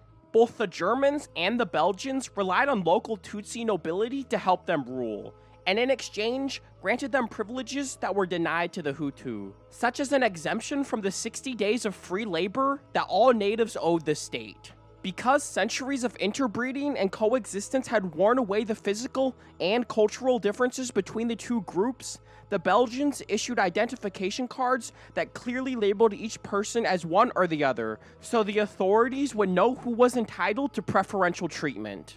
Those of mixed or uncertain ancestry were arbitrarily assigned their ethnicity based on the whim of the colonial officials. Hutu and Tutsi usually identified one another by subtle class differences, rather than anything immediately obvious to outsiders. Both groups spoke the same language and were mostly Catholic by the time of independence. In 1962, the League of Nations mandates turned the colony into the independent countries of Burundi and Rwanda. Unfortunately, this land split in ethnicity created an inherently unstable situation. Chronic suspicion between Hutu and Tutsi led to civil wars and mindless killings. For a time, the worst such massacre in memory occurred in 1972, when a ruling Tutsi regime in Burundi slaughtered some 100,000 to 150,000 Hutu, and sent thousands of Hutu refugees over the border into Hutu-dominated Rwanda. A later generation would see even worse. On April 6, 1994, the Hutu presidents of Burundi and Rwanda were flying back from negotiating a peace treaty with a group of Tutsi rebels when their plane was shot down by surface-to-air missiles. No one knows for sure who did it, but Hutu leaders blamed Tutsi rebels and immediately started killing. But others claim that Hutu extremists manufactured an excuse to crack down on the Tutsi by assassinating a couple of presidents who they thought sold them out. Regardless, by the next day, infuriated Hutu militias, the Interahamwe, which means those who work together, began to massacre Tutsi all across Rwanda. The genocide was masterminded by Defense Minister Theoneste Bagosora, and he was terribly efficient. Within 2 weeks, before the international community even had a chance to flinch, 250,000 men, women, and children had been hacked apart, often with the genocide's characteristic weapon, the machete. Among the first to die was Prime Minister Agathe, not even gonna try to say that last name, and she was killed with bayonets. She was guarded by Belgian soldiers from the UN, and they were under orders not to provoke the locals by fighting back. So they surrendered without a fight, only to be castrated and gagged with their own nuts, and killed anyway. All across the country, in attacks coordinated and encouraged by radio propagandists, Hutu turned against their Tutsi neighbors. Teachers killed their students, Hutu babysitters killed their Tutsi children left in their care. They were swept up by gangs, handed machetes, and ordered to kill or die. No place was safe for the Tutsi. Many of the Hutu and Tutsis were Catholic, but ethnic hatred was much more powerful than the religion they shared. A story of a priest ordering a church full of Tutsi refugees to be bulldozed with 1,500 refugees inside, and stories of covenant nuns ratting out refugees. In one covenant in Sovu, the nuns locked refugees in a garage and gave the military gasoline to burn it down. The Interahamwe, which was the most powerful Hutu paramilitary group, made special efforts to have, unconsensual relationships with the women. Sometimes, the victims were immediately killed after the relation. Sometimes, they were left to die of grotesque mutilations. And other times, they were caged for another round of, non-consensual relations. Finally, after 3 months of killing, Tutsi rebels under Paul Kagame broke through the front lines and raced to rescue their surviving Tutsi kinsmen. Hutu by the millions fled into neighboring countries to avoid justice. Shortly afterwards, the United Nations estimated that 800,000 Rwandans had been killed in just 3 months. And the Rwandan government eventually set the official death toll of the genocide at 937,000. It was the worst single episode of pure genocide in decades, and it was 5 times as swift as the Holocaust.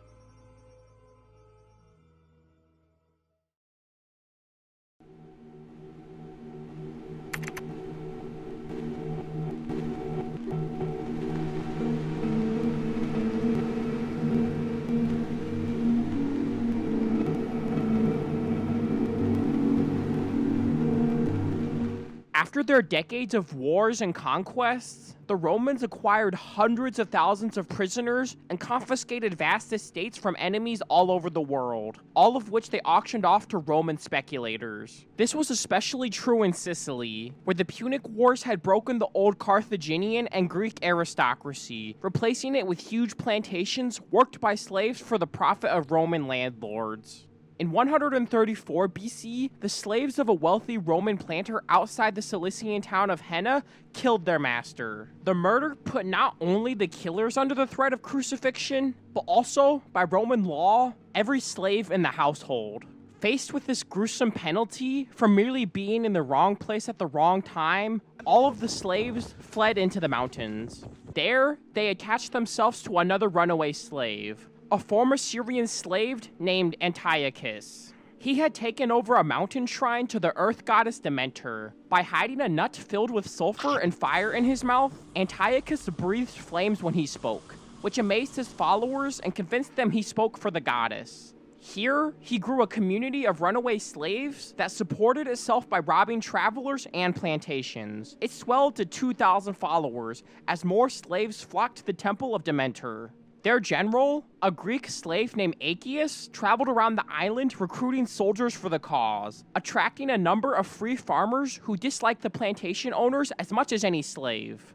This rebel army then beat the Roman governor of Sicily and his hastily assembled militia. That boosted Antiochus' following tenfold and more. He soon agreed to recognize Antiochus as the king of Sicily. By now, 70,000 slaves were under arms. Because the Romans were tied up with wars elsewhere, they couldn't give the rebellious slaves their undivided attention. But they still managed to throw an army or two together every year to deal with the slaves. Eventually, Publius Rupilius, the latest Roman consul in charge of crushing the rebellion, took it upon himself to crucify any slaves he captured alive, which he did to about 20,000 of them. Finally, both Roman consuls took their combined armies into the heart of rebel territory and besieged Henna for 2 days. When the rebels were finally starved out and crushed, Antiochus was taken back to Rome. However, he was not publicly strangled in the manner of an honorable foreign enemy. Instead, he died forgotten in a prison.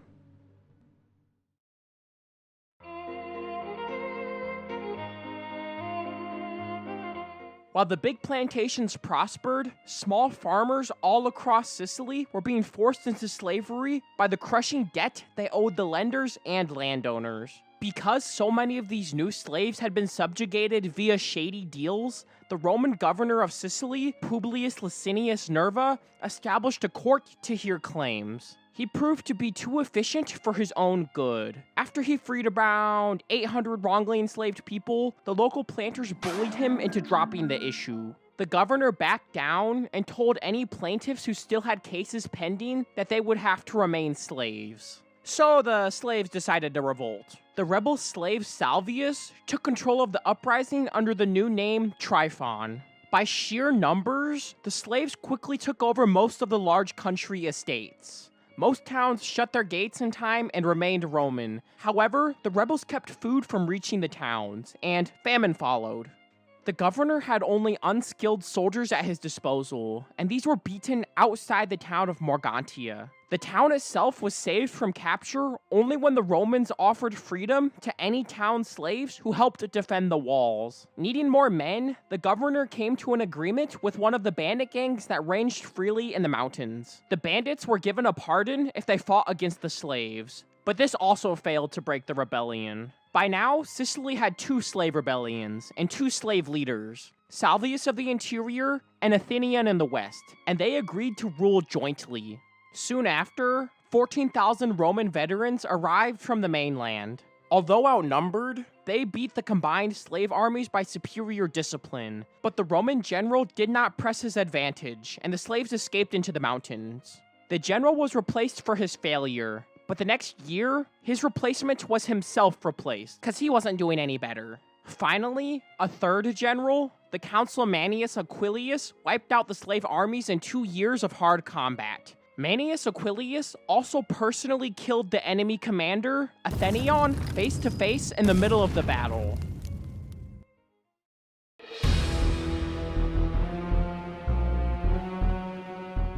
Spartacus was born in modern-day Bulgaria and served in the Roman army until he deserted and turned to banditry. After being caught, he was sold to the gladiatorial school in Capuia. There, he was put through the customarily brutal training until he and about 70 of his fellow gladiators escaped into the countryside. His band quickly grew to 1,000 escaped slaves and knocked back the first Roman legion sent to punish them. Then, they camped in the natural fortress formed by the dormant volcanic crater of Vesuvius. When a new Roman legion cornered Spartacus in this hideout, his army slid down a sheer cliff face on ropes made from vines. Then, Spartacus snuck around and destroyed them. Convinced now of the gravity of the uprising, the Roman Senate sent 4 legions to crush the rebels. Spartacus headed north, hoping to escape from Italy over the Alps, where his followers would split up and make their separate ways home. However, his army preferred to stay and loot Italy. So, Spartacus turned south again and wreaked havoc on his way back down the peninsula. He beat every Roman contingent that went against him.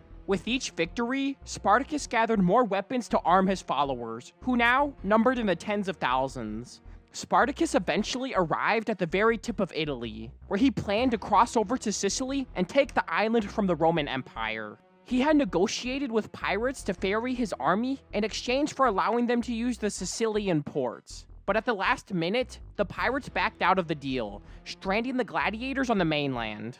Meanwhile, the Roman war effort came under the command of Marcus Licinius Crassus, the richest man in Rome, who financed a new army. Crassus built a massive wall across the toe of Italy, which is 32,000 troops occupied, to hold the 100,000 rebels in the south and starve them through the winter. Spartacus crucified a random Roman prisoner in front of his army to remind his men of the horrible fate that awaited them if they lost. So, they tried to break through the wall. But that failed, and they tried again, and around 1/3 of the rebels escaped with Spartacus. The rest of the force was left behind to be leisurely wiped out. His forces now seriously weakened, Spartacus was being harassed up and down southern Italy while his army whittled away. After the gladiators lost, 6,000 of them were crucified, and Spartacus was never heard from again.